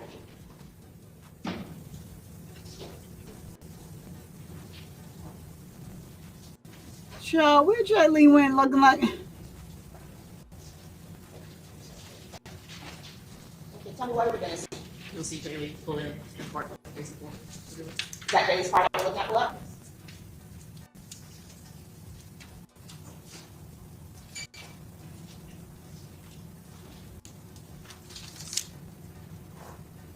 And who's exiting the car? That is Jay Lee. Where is he headed? Back to his apartment. If we could go to the other camera angle and Well, show. what he got on under that bro? Jay Lee! Jay!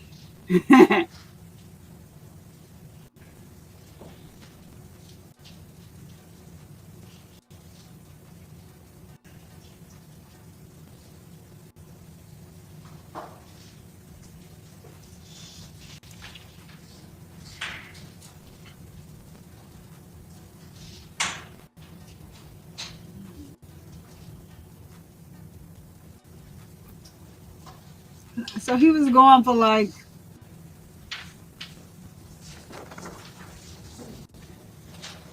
That's Jay Lee returning to his apartment. And does Jay Lee ever leave again? He does at around 5:58 a.m. Please go to that next time.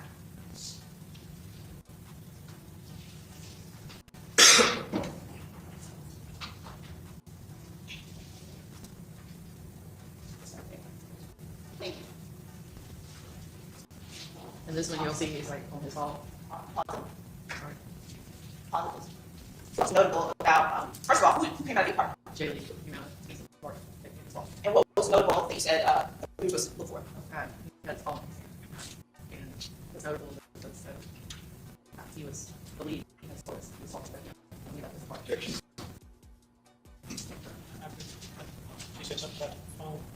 No, Your Honor, she's making reference to conversation to your systems. She testified as to the investigation and what why they did. She testified it wasn't as You said I couldn't be exactly what you said. Not right.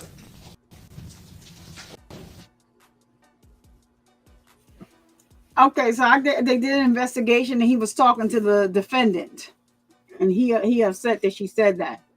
But I mean, investigation. He's trying to have them not bring out stuff until he wants them to bring it out. Like he is just a mess. But Jay Lee, you went over there in the robe and stuff like that. Jay Lee, hold on now.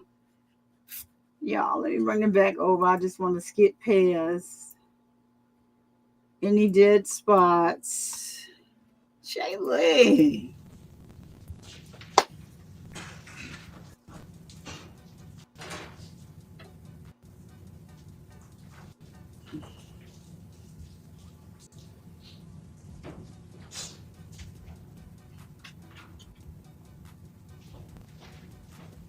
you to pull back.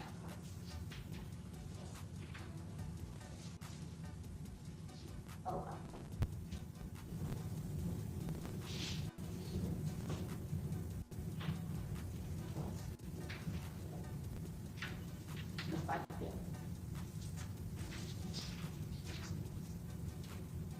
Is that Jaylee's car?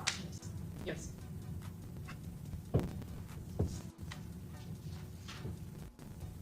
And can you tell what direction as he came to walk? This video, people go back toward, Mahan. You can replay the scene.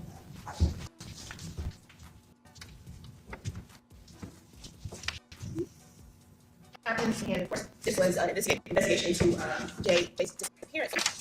Did officers from UPD continue to watch for? Get that card. Yeah. To watch to see if Jaylee. Did officers continue to watch to see if Jaylee ever returned? Yes, one thing I specifically did too is I contacted our housing department on campus. So your ID lets you into the apartment complex. I contacted our housing department and asked them to put like an alert on his ID. So if he ever came back to the apartment, an email would be sent to me. So explain that a little more. How do you get in and out of those apartments? Card access. Okay, so you were saying that you asked the university to put an alert on it? Yes. And what would happen if that was used at the apartment, Jaylee's car? I would be notified by email of it. And per your investigation, the UPD investigation, did Jaylee ever return to that apartment? No, not that I've ever been notified of. No, And was there any footage of him returning to that apartment? no, not that I'm aware of. No. So, We got on the screen, we got ESPN playing, and not complaining, but it might be distracting somebody. If I get a good game going after a while, I may zone out on y'all. so I want you to tell me about some of the areas throughout the investigation that UPD searched for Jay. Where did you all search? No, we searched, checked the archives, Ole Miss Motel. What is archives? It's an apartment complex. Okay. And it's an apartment complex that Jaylee was anticipating moving to. Okay. And just Captain, you know, our jury, they may not be familiar with Oxford, so as much detail you can provide is wonderful. Tell me, did y'all check anywhere else?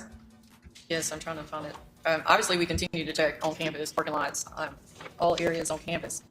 Check any hospitals? Yes, we checked hospitals, the two main towing companies at the time in Oxford that we were aware of. Checked the jails. Oh, wait a minute. Checked Lexington Point, which is an apartment complex. Quality Inn Motel, Heritage Drive, Anderson Road were some of the other areas that were checked. And was Jaylee located, or any footage of him, or any sign of him located in these areas? No. And kind of explain for the jury, why y'all check hospitals? Because if they're injured, or incapacitated in some manner, anything could happen to somebody. They could not have their cell phone on them, or they could not be healthy enough to make a phone call or return a phone call. Was there any sign that he had been checked into any of the hospitals? No, none that. And why do y'all check jails and detention centers? Just obviously, in case somebody is locked up, they won't have access to their cell phone, and they may not be able to had a chance to notify their family members. And was there any sign that he had booked into any jails or detention centers? No, not that we were aware of. No. As a part of the investigation, did you all speak to Jay's family? Yes. Okay. What information did you learn that pushed the investigation forward? What were you working with when you spoke with Jay's family? Specifically on the 10th, Lieutenant Carradine and I went and spoke with Jaylee's parents at a hotel here in Oxford. And the mom, Miss Lee, told us like he had an internship with Child Protective Services. He would never leave his dog Lexi alone. That wasn't his character. He thought the world of the dog. He actually had a sticker on his car about dogs. And on the 8th, it was his mom's birthday. So that was the day was a significant day. Yes. Did you learn of any contacts that he actually contacted his mom? He had contacted his mom. I texted her saying it's your birthday. And when she woke up, she realized she got the text from him. She could not get back in touch with him. She heard from him throughout the day. We also learned that from the mom, that Jose was one of his best friends, that he was not on, that Jaylee was not on any medications or suffering from any mental illness that we knew of. And she actually let us view on her phone that his phone's location was still not being able to be seen. And why is it important to gather information like that when someone is missing? To try to determine their whereabouts and to determine as much as you can in the process to be able to find them. And so is this all part of just your investigation into how we discover where Jay might be? Yes. So I saw the apartment. Jay comes in and out Were you ever able to determine in the investigation if anybody else lived there? Yes, we were able to determine there were roommates. I think their name was Marcus and Jamie, and they had moved out in May. May of when? 2022. And so at the time, well, actually, kind of describe the layout of the apartment. Okay, so obviously you saw the door. So when you enter the apartment, to the immediate left, there's a laundry room. Then there's the kitchen, and then it kind of goes around from a common area. Get into more detail later. More so, is there the student housing? How's it set? Is it like they're all sharing one room with multiple beds, or? It's like 4 rooms in a common area, and the kitchen. And everybody has their own bathrooms? Yes. Okay. And so, who was the one staying at the time? Jay Lee. Okay. Now, I would take it, I think we've kind of gone over some things you were doing. What time frame are we talking about right now? July 8th to like 10th? Is that accurate? I'm sorry, I don't know that. So, yeah, so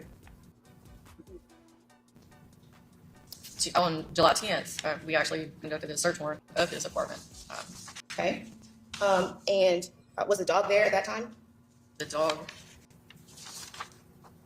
You mentioned that his dog was there. yeah, the dog was there and later released to the parents. So the dog was given to his parents? Yes, Okay. And so you actually conducted a search warrant of Jay's apartment on July 10th? yes. Okay. And were you there for when that search warrant was conducted? I was actively involved in that search warrant. I took pictures during the search. Okay. And would you recognize those photos if you were to see them again? Yes.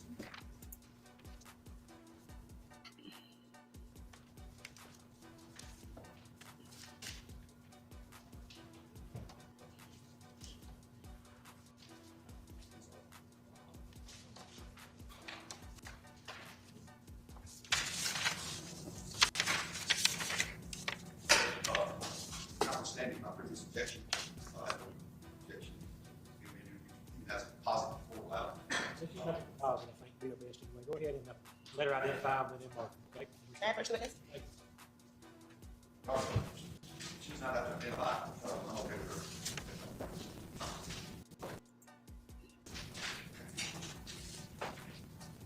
Captain Mahan, before you came to testify, we went through these photos, correct? Yes. Okay, and they do they accurately represent the photos that you took of Jay Lee's apartment during the search warrant? Yes. Okay. And have they been altered in any way? No. At this time, I move to enter into evidence the photos of the July 10th search of Jay Lee's apartment, taken by Captain Mahan. There's no case will be introduced to is that the S6 as a positive gift. And what was that search? July 10th. I feel like my previous. I understand. Noted for the record.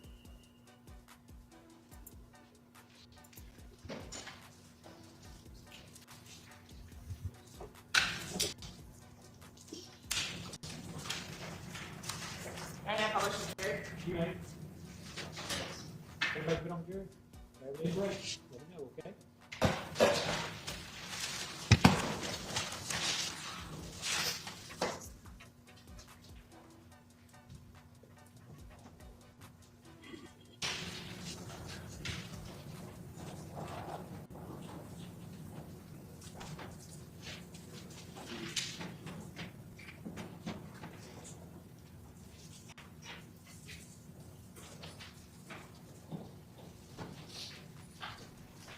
Captain Mahan, could you tell us what we are looking at? Can't see. There's not anything over there. Nothing's in front of me. I would say this thing here is also loud on this but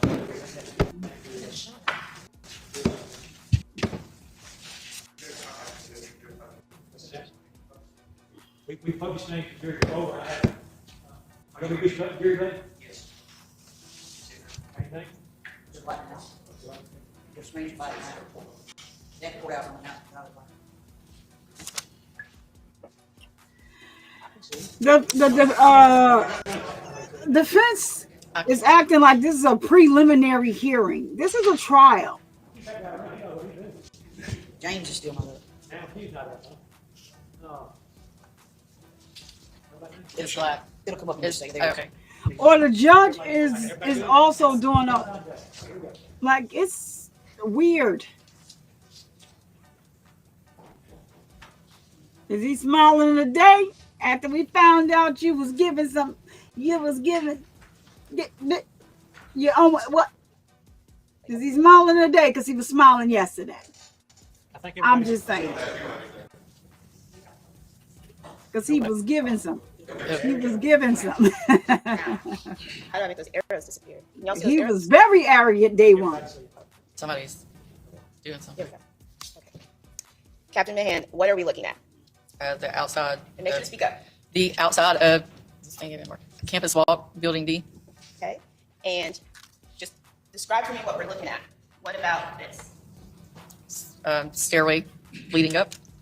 And these photos, tell me, when you're taking photos as a part of an investigation, do you have a particular process for how you do it? I start with an outside view of the location. I am going to search, and I take photos on my way to that path, to the location that I need to search. Sort of so we kind of be following your path. Yes, Okay. And where do these stairs lead? up to the second floor. And whose apartment is on the second floor? Jaylee's is on 304, so it would be on the third floor. So what about this? That's the stairwell between the second and third, and that's the third at the top. There's the pumpkins and his wreath outside his door. And what are we looking at here? That's his apartment door. Up here. Just another view of his apartment door. What number was his apartment? D302. And I say D because inside the apartments, the bedrooms are labeled like A, B, C, D. And look at this photo. Is there anything significant in this photo? No, nothing significant. What is that? Oh, sorry. There's cameras in the breezeway, I guess you would call it, of the apartment complexes. Are those the cameras that would have captured Jay coming and going? Yes. Now, what is this? Okay, so that's right inside the door. It looks like I would have been standing near, so when you enter into the apartment, the laundry room's immediately to your left. In this picture, you can see the kitchen to your left, so I'm either standing adjacent to the laundry room or a little bit more into the apartment from the doorway. Okay, and the laundry room is to your left. Okay, Yes. Is this that laundry room? Yes. Okay. And were you able to take photographs of just, why do you take photographs of all this? To document how the environment at the time and things of evidentiary value or things that even aren't of evidentiary value, to just document the state of being of the apartment at the time. Did the apartment appear lived in? Yes. I'm going to show you, we're going to go back out to when you were here. Oh, no, I apologize. Back out to when you were here. What is this about? It's a package. And who was that package for? It says Jaylee. And to the left, when you first come in, or to the past the laundry room, what's located there? The kitchen is on the left. There's a bedroom on the right, and then another bedroom on the right. And then it's like the common area and other bedrooms. And would this be the kitchen you're referring to? Yes. And were there dirty dishes in the sink? Yes, you can see dishes. There's like some food left out kind of too. Just one angle of the kitchen? Yes. And what view is this? That I would be standing in the common area or like the living room, facing on the other side of the Christmas tree is the door at the end of that hallway, the main entrance door, and then you can see the kitchen. And the door right behind the Christmas tree was Jaylee's bedroom. So that this right here, what's this? That's in the picture prior I was facing the kitchen, so I just turned to the right and the picture is like in a circle, more or less. So I'll just sort of show, these are just the living room and the common area. Common area, living room. And what is this? The door to Jaylee's apartment. I That's- think. Wait, no, it's not. That's another door of one of the apartments. Did you actually enter the other dorms or the No, other? our search warrant was specifically. It was my understanding our search warrant was specifically for his room in the common areas, Okay. not other people's space. Okay, so what are we looking at here? That is Jaylee's room, and I think previously I said D. But this shows D, so it has to be B. And these are the photographs that you took? Yes. Correct. Okay. So what are we looking at here? That's the entryway into Jaylee's room. At the door, there's a closet to the left, kind of around that corner. His bed, straight ahead, obviously, is the window. The couch or love seat, the little coffee table, and to the right of that, if you go in past his dresser and things, to the right is a bathroom. Now I want to look at some close-ups of what was on the door. Was it easy to identify which room was Jay's when you came in? Yes, I mean, his name's obviously on this one, and there were pictures of Jay. And I think this would be the opposite side of that door. Is that correct? Yes, because the light switch is there, yes. So I'm going to show you some photographs you took around the room. So when you walk in, what direction did you look for this photograph? It would be to the left, yes. And did you take close-ups of that table as well, that desk right there? I think so. Obviously, I did, yes. And what are we looking at on this desk? Makeup, laptop, Was that laptop collected from his room? yes. And what about here? The laptop. And some other items were found in the room. What are we looking at here that was found in the room? Looks like a card from Jose. And here, that was found in the room. It's an envelope with the name Jay on it, What about and a gift card, and with those items collected as well? yes. What about this? That is the, I think it's the title to his vehicle, yes, a 2014 Ford Fusion. May I approach the witness? Handing the witness a part of composite exhibit S6. Now you can see it better. What is that? Is a title for his vehicle. And keep looking around the room. I think you're going to the left. We're going to see what is this? His bed area, pictures on the wall. And when you went around this room, did it appear that someone was leaving, packing up to go? No, What is this? his bedding, shoes, slippers, his dog bowl, What about that? it's his dog's bowl, feeding bowl.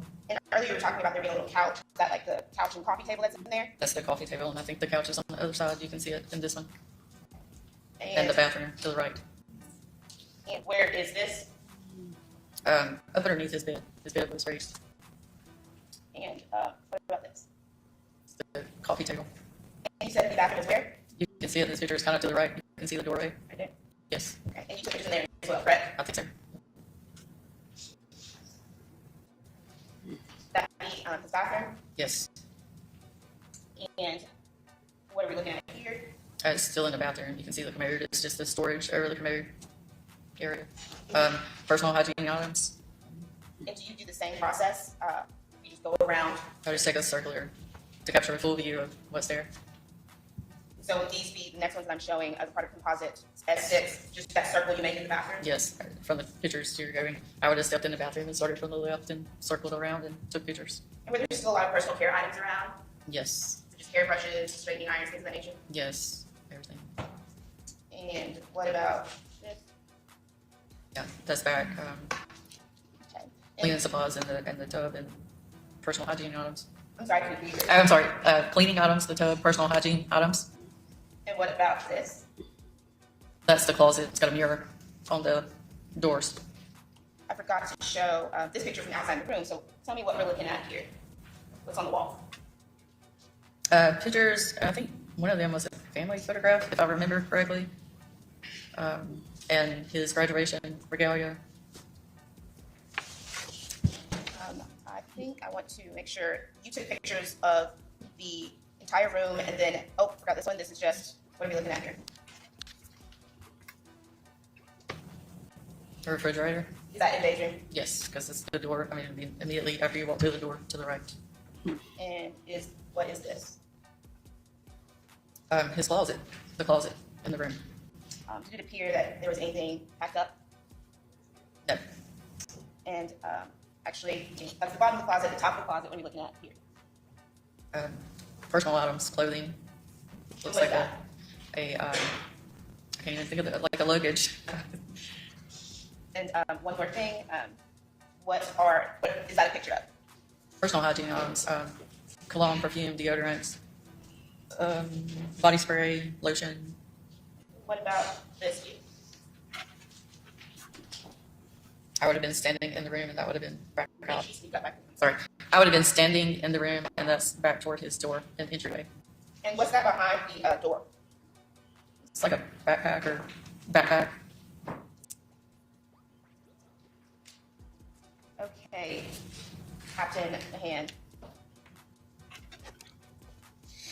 Earlier when you were testifying, you said that y'all put out a bolo to, who did y'all put the field to look out? Who did y'all put that out to again? Initially, we put it out to the local agencies, and later on in the investigation, we put it out nationwide. Do you remember when you changed it to a nationwide bolo? I do not. I can find it. I've got it in here.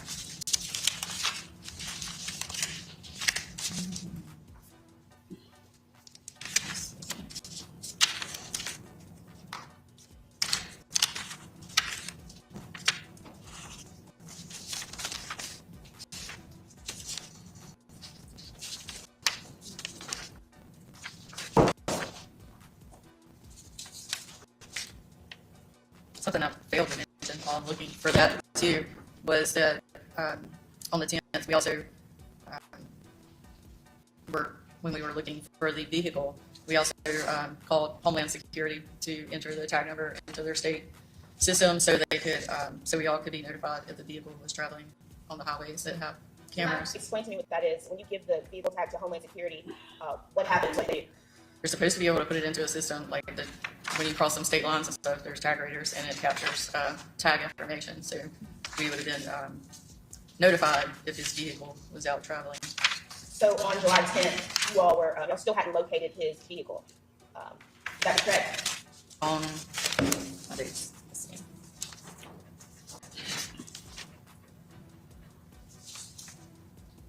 I'm sorry, I'm trying to find the exact date that we were notified that his vehicle was at Bandit Towing. Okay, so on July 10th,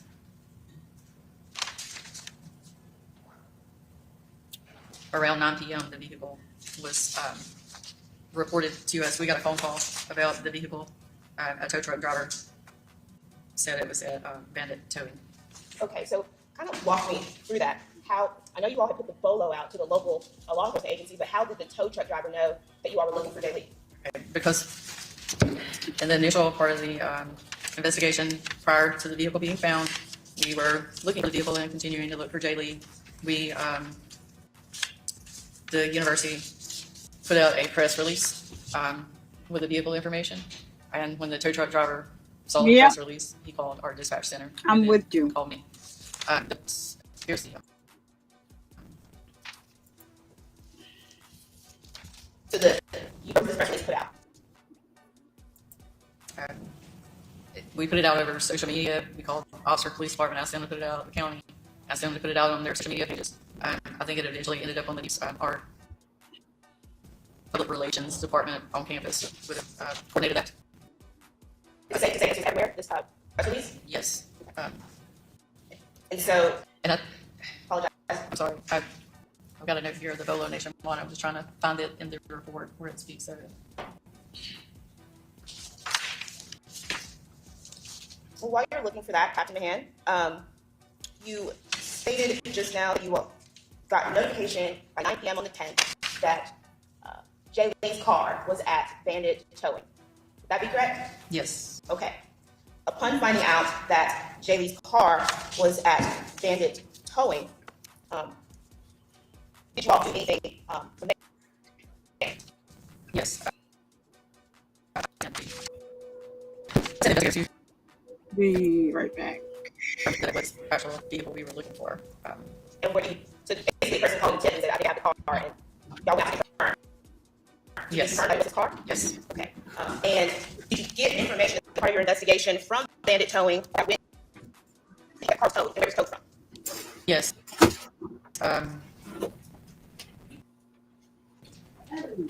The vehicle was towed around 150 Friday, July 8th. The tow truck driver first saw Jaylee's vehicle on Friday, July 8th, 2022, around 145 in the rear, what he called the rear Ollie Bar trails. So it's towed from Ollie Bar trails? Yes. Okay. And did he take photographs as a part of towing, the procedure for towing? Yes, he said he did. I think those were provided to Foster Police Department. Okay. And could you actually go back earlier in the investigation, before you got to vehicle being found in paper trails? Did you speak with anyone else, or did your investigator speak with anyone else as a part of the investigation?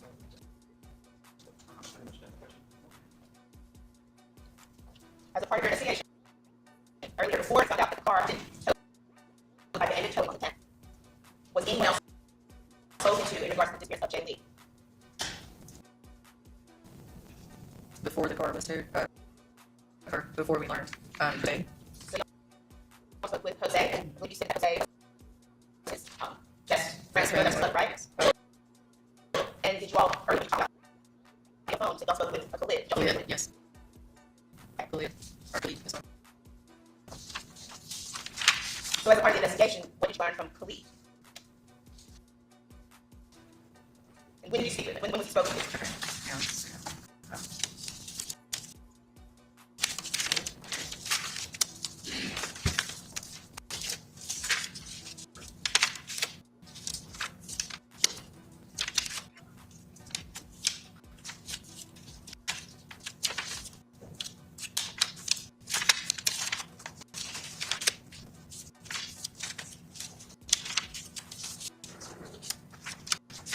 So on the 10th, around on the 10th, July 10th, around 7:55 p.m., Lieutenant Carradine and I called Khalid from her office and spoke with him. During that time, Khalid told us that he was FaceTiming on Snap with Jaylee. At the time, he was walking out of his apartment that morning. And that, when you say that morning, what morning are you referring to? July 8th, yes, on July 8th. Yes, sir. He said. Before you get into that, we were watching the video. We saw him leave twice. Which time was Khalid talking to him? The second time. Okay. That he never came back. Now tell us, how was the further the investigation?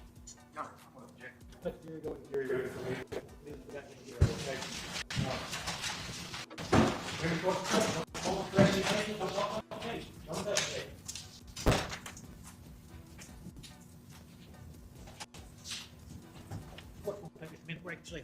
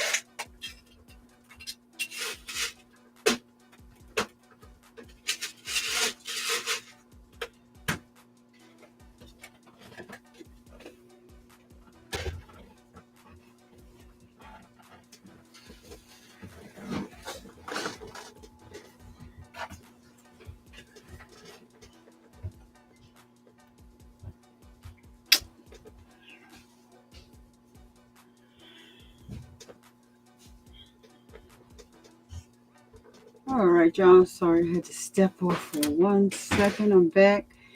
That must be his daddy. And oh,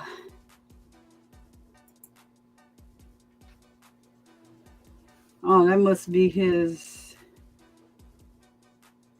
Oh, okay. I was gonna go on ahead and move it on ahead. But let's see who we got in the. Oh no, that's Jay Lee's mom. Right there, the one that just sat down. So that's his dad. That must be his aunt. I thought that was on the other side, but I recognize Jay Lee's mom. Yeah, that's her. Um, and yeah, her sister. Okay, yeah. Now I'm seeing in the front, the one with the short haircut does look just like her. So let's see what they doing. I'm gonna have to watch back later. I had to. Oh wow, that must be is that his sister? I'm wondering which one is his sister because I know.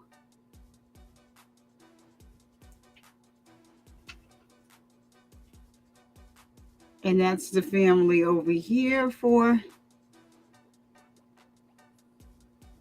I guess this guy over here. I'm just taking a look, being that they're showing them, but we're gonna get past.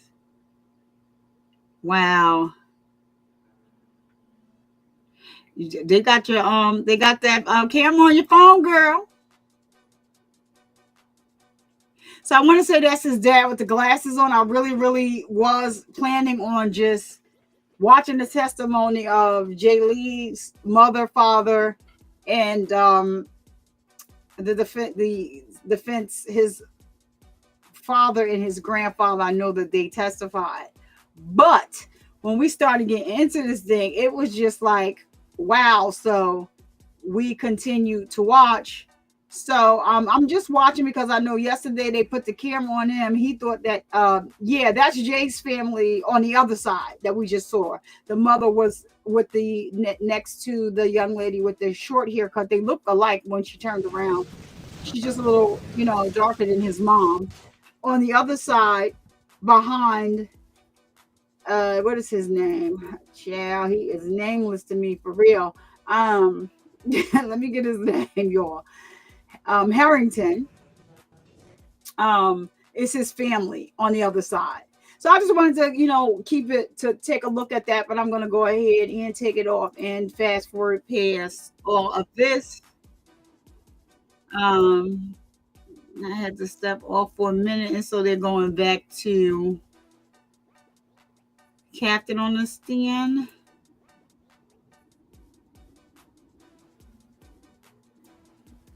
Yeah.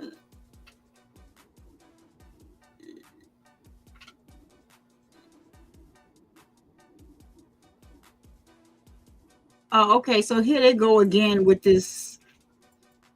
All right. So here they go again with this story from yesterday about the infamous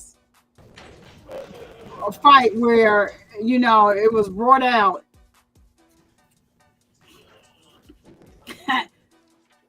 that he was given some. Yeah. So here they go again. I think they should have just left this alone. Because the last witness on the first day was very memorable to me. So. All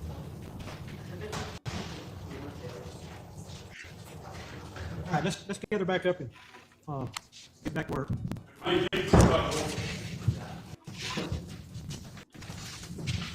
All right, before we took our break, this witness, I think the state was about to attempt to elicit testimony about what Mr. Fears had said earlier in the testimony when Mr. Fears was testifying.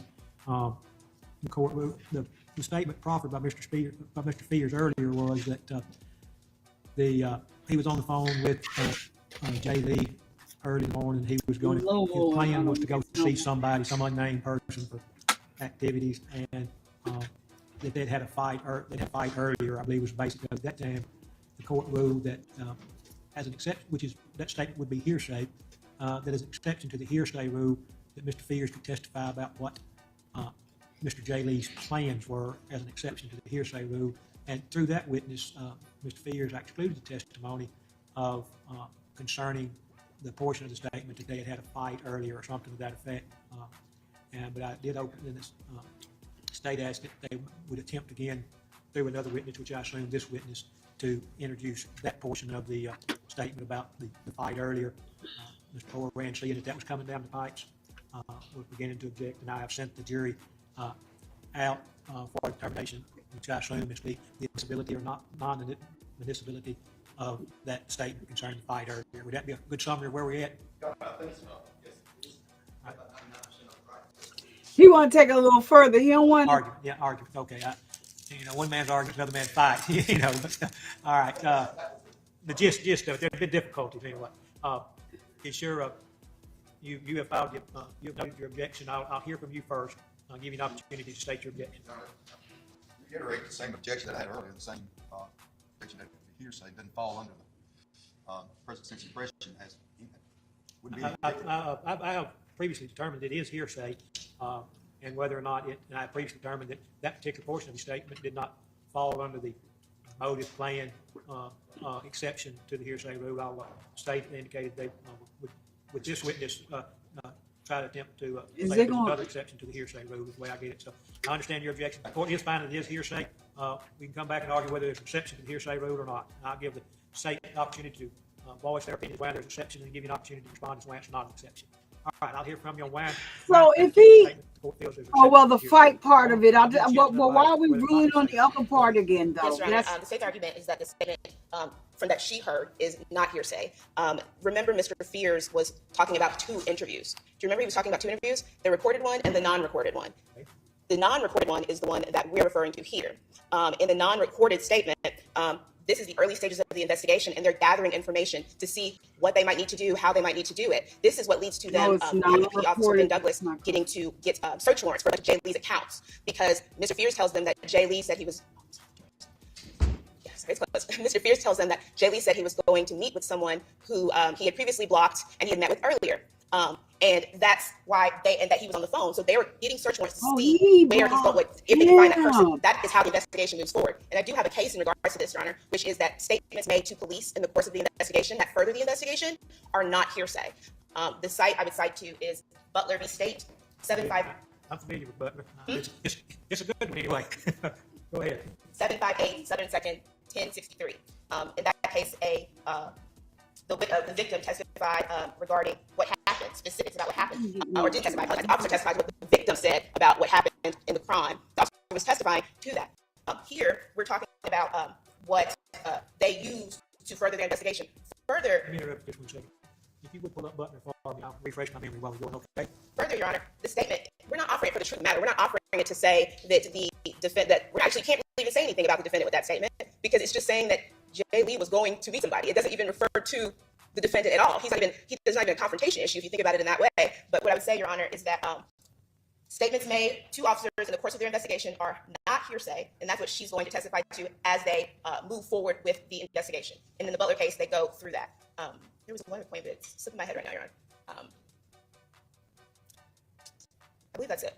I'll give you a chance to gather your thoughts if you need to come back. Yeah, All right. How about before the defense makes their statement? I want to reread Butler, okay? It's been a minute. All right.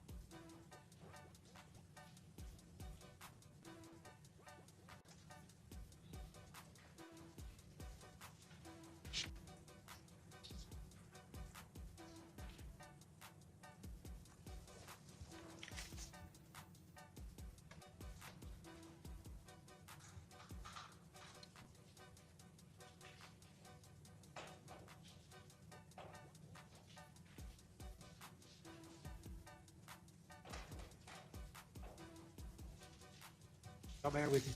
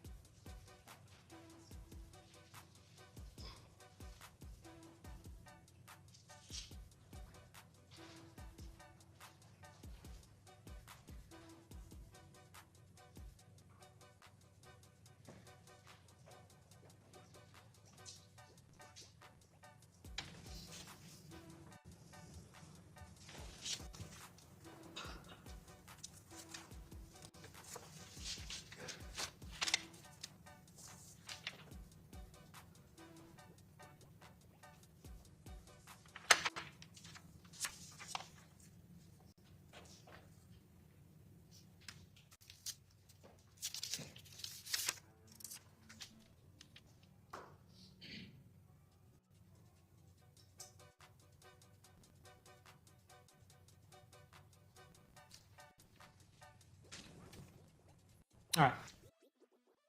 Anything else from the state?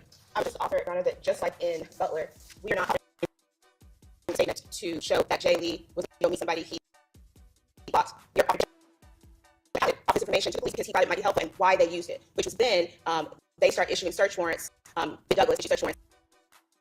Captain Mahan, the Douglas became justified, but then they start issuing search warrants for taking houses, phones, to find information. I found that. Other cases, the state victim will have that extension case. I think here's taking what the victim made representations that the officer used. In this case, they're asking the court to allow hearsay conversations that they had an argument, summation of it, and then the hearsay statement from fears of the officer. What she just told the court that the purpose of it was, they were notwithstanding the fact that the officer provided that to other detectives that he was going over there to hook up with somebody he'd been with earlier that night. They find out about that. The fact that they had an argument the information about the argument wasn't going to stop him from doing any searching. So that serves no purpose whatsoever. That's hearsay within hearsay, Your Honor. That's basically what it was. Butler's not on point, Your Honor. It adds absolutely zero value to the actions that the officers took by allowing this particular summation of the statement between the two individuals, and the victim is not the individual that made the statement to the officers that they acted on, as was the case in Butler. I argue that that's not hearsay altogether because it's not their investigation.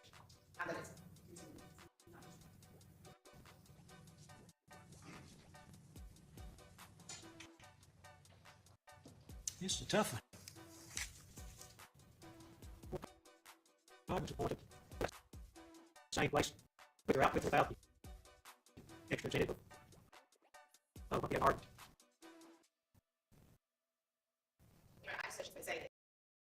She's going to say that he was. They said that they were going to see blocks. He was going to see them. And hang on a second. Does Butler hold the Butler hold is not hearsay? Or is it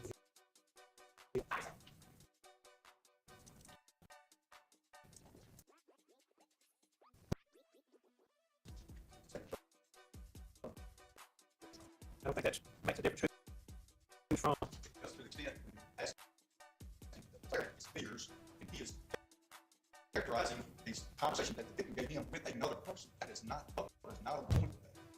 part of the reason Butler is on point is just like here. In Butler, no one's identified. They said it's even implicated. Butler's like implicated. Here, Cal doesn't say he went to meet Timothy Harrington. He's not saying that. That's what he's saying.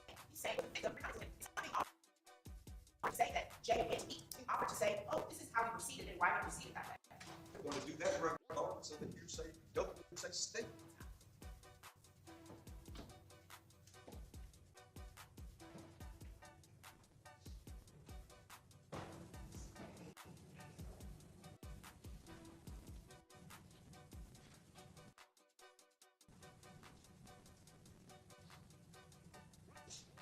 Butler says, Mississippi Supreme Court has held that admitting out-of-court statements made to police during the course of their investigation is permissible, and so hold the court stated that it is elemental that a police officer may show that he has received a complaint, what he did about the complaint, without going into details of it.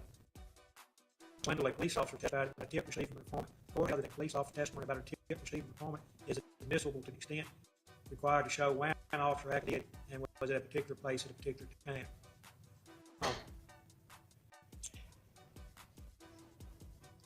Court's going to find that part about to the extent required to show when an officer acted as he did and with a particular place at a particular time.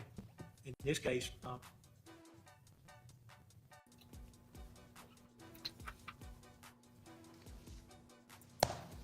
it's admissible.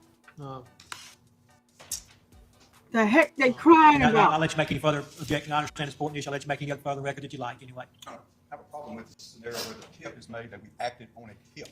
Problem. Because of this tip is why they started the investigation. So, do what? All right. So what did you do all of that for? Like he's just playing it. Like what did you? And then you withdraw the objection.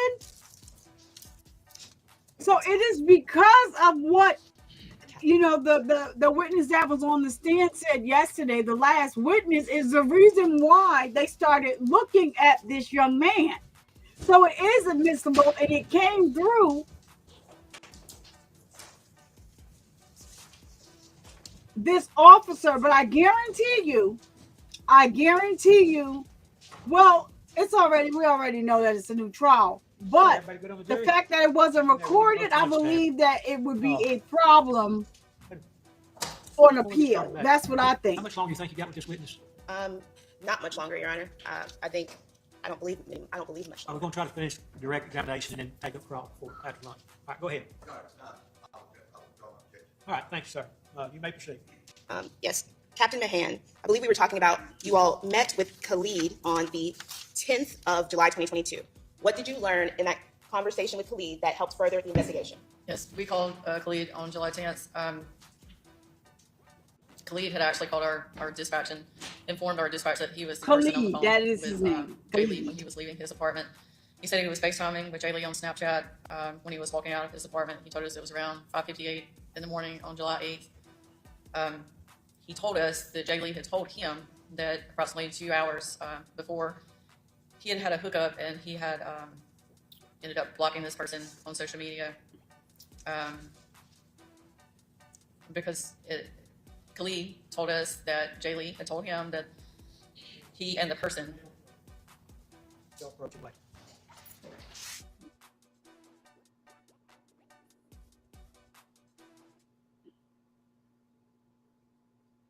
Why she couldn't just say Khalid said he was told by Jaylee that this person.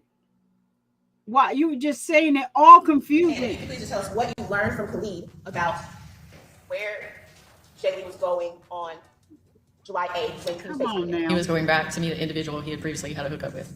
Okay. In And an argument. said Khalid provided this information on the 10th, correct? Yes. And this was because the social media post had gone out? Yes. Okay. And how did this information further your investigation? It allowed us to know, obviously, he was going to meet an individual, and he has not returned. So we knew he was on Snapchat, FaceTime, so then we would start applying for search warrants for his social media phone records, things of that nature. And what officer was directed to in AUPD was directed to do that? It was Sergeant Bendos. Okay. Just to make sure that we covered everything as an overview, since we took that break, talked to Khalid on July 10th, correct? Yes. On July 10th, y'all also learned that Jaylee's car had been towed by bandit towing. Is that correct? Yes. And where was Jaylee's car towed from? Molly Bar Trails Apartments. Oh, that's an apartment complex. Okay. And where is Molly Bar Trails Apartments located? I think the street is called McElroy Drive. I know how to get there is in close proximity to where Oxford Police Department is on McElroy Drive, north of a gas station at Molly Bar Trails. Okay. And you said north of the gas station. What gas station is that? I call it Rockets. Rockets gas station. About how far is Rockets gas station from Molly Bar Trails apartment? Probably about 3/10 of a mile. Okay. And did you ever learn when? I know y'all learned about it having been towed on Bandit on the 10th, but did you learn when Bandit towed the car? Yes. Sorry. I know I went through it earlier.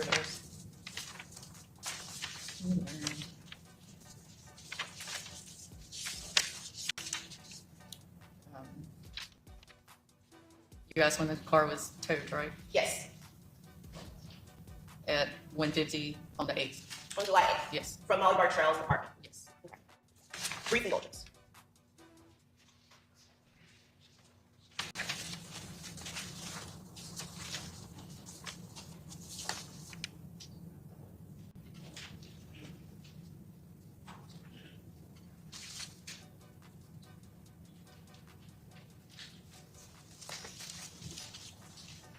So just as a final question, as you testified, you checked with hospitals, you checked with jails, you checked his apartment, you checked all these areas in Oxford. Did you all ever locate Jaylee? No. Did he ever return to campus? No. And Molly Bar Trails apartments, is that in UPD's jurisdiction? No, it's in Oxford Police Department's jurisdiction. So upon finding out that the car was there, who did y'all contact? Chief McCutcheon. And who is Chief McCutcheon? He is the chief of police at Oxford Police Department. Okay. And why did you do that? Because the car was located in his jurisdiction. And at that point, we knew it was something bigger. And so jurisdictional wise, they would be responsible for continuing the investigation. So that point is when they became a part of the investigation? And it worked kind of like a unified command jurisdiction wise, and we continued to assist in the investigation with certain things. Sergeant Douglas specifically, because Sergeant Douglas specifically was very actively involved in the investigation, writing search warrants.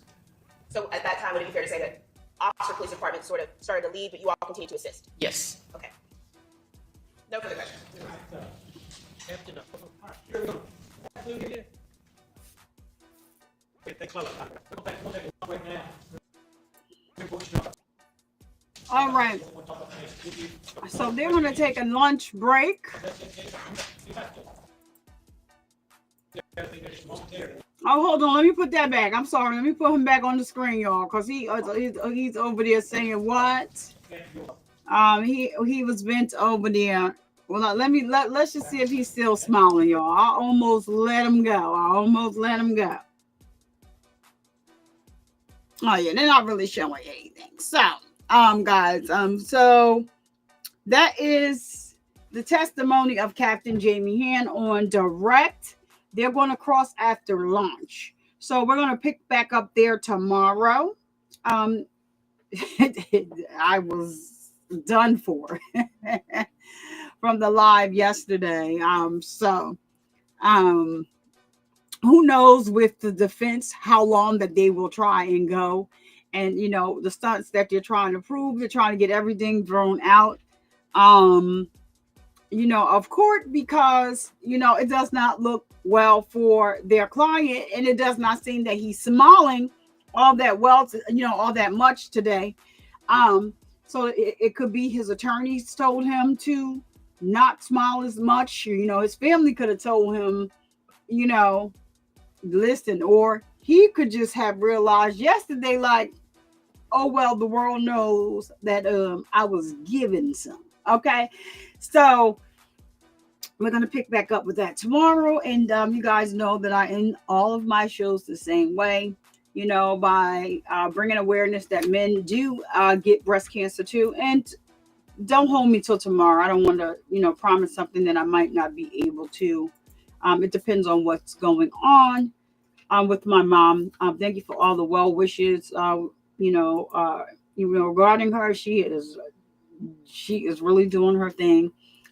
Rebecca, I know you don't have an issue with it. Thank you for always being here, and thank you for being supportive and being here for the streams, and everyone else that showed up in the stream tonight. Some people showed up and left.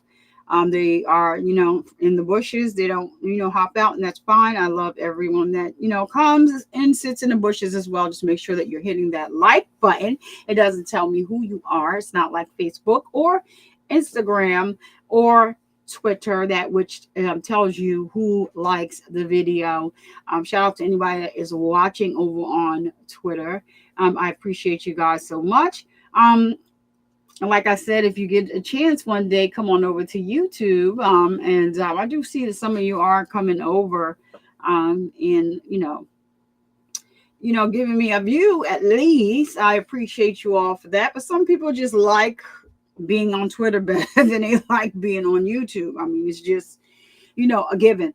However, I appreciate them all as well. So we're going to end the show by bringing awareness that men get breast cancer too. Because of the stigma of the word breast, we have changed the word to peck and or chest cancer over here on Survivor Speaks.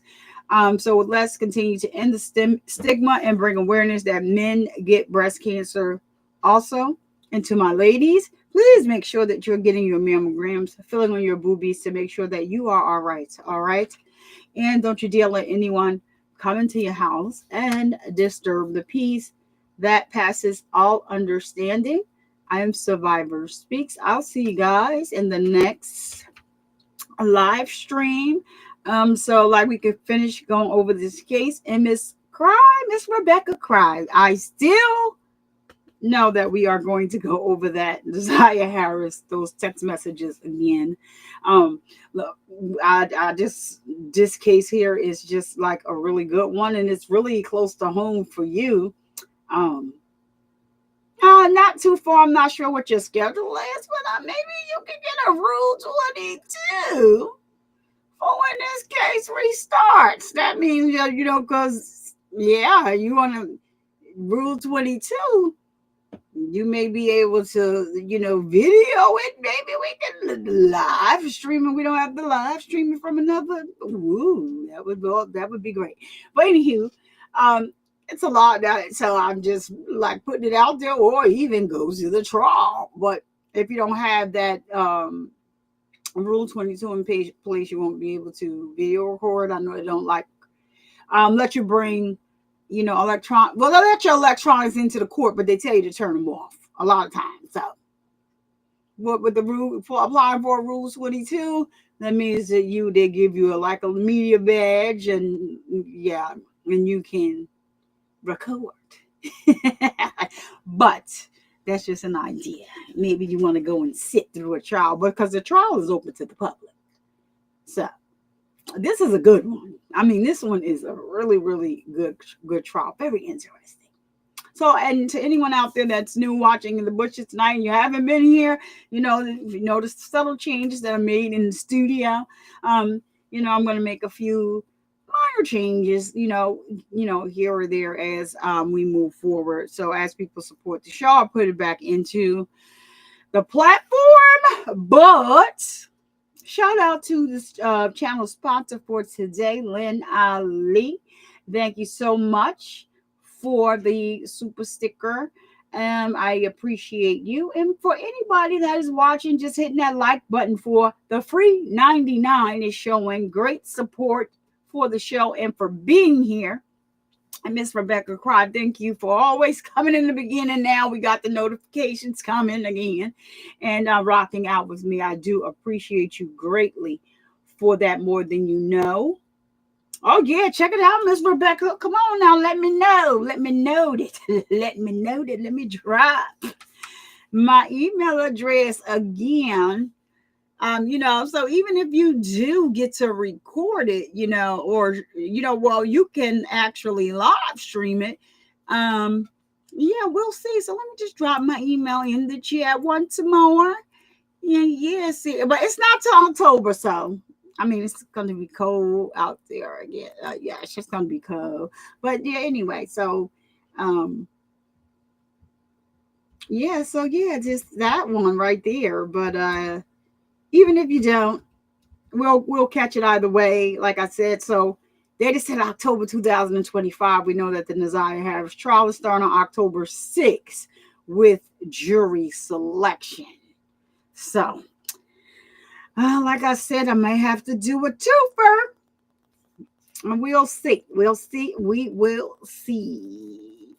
Yes. So let me just put my email address here anyway for the show. And we're going to get it out of here. Let me just drop my email. And I'll be sure to make sure I have my glasses on extra tight, or I won't be as... Listen, I was tired from last night. I got up this morning, had an appointment myself, and then, of course, went to see my mom, and she's doing great things, big things. I was like, whoa, you are determined, lady. All right, ready to run down the hallway. So, so that's my email address, and I'll see you guys in the next live. Thank you so much for being here. Peace.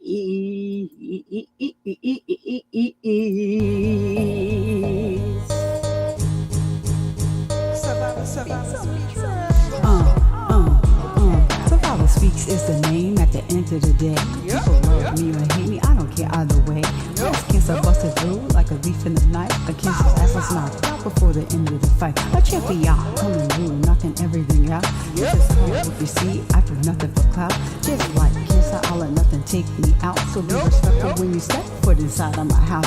So be clear to have your ass escorted on out. So hop up out the bushes, wipe your feet, take a seat, and get comfortable and chill with your girl. Survivor Speaks, yeah. Hey, hey, hey. Who, what? I'm Survivor Speak. What time is it? What time is it? time for you to hit that like and subscribe button and turn on that notification bell so you get a notification each and every time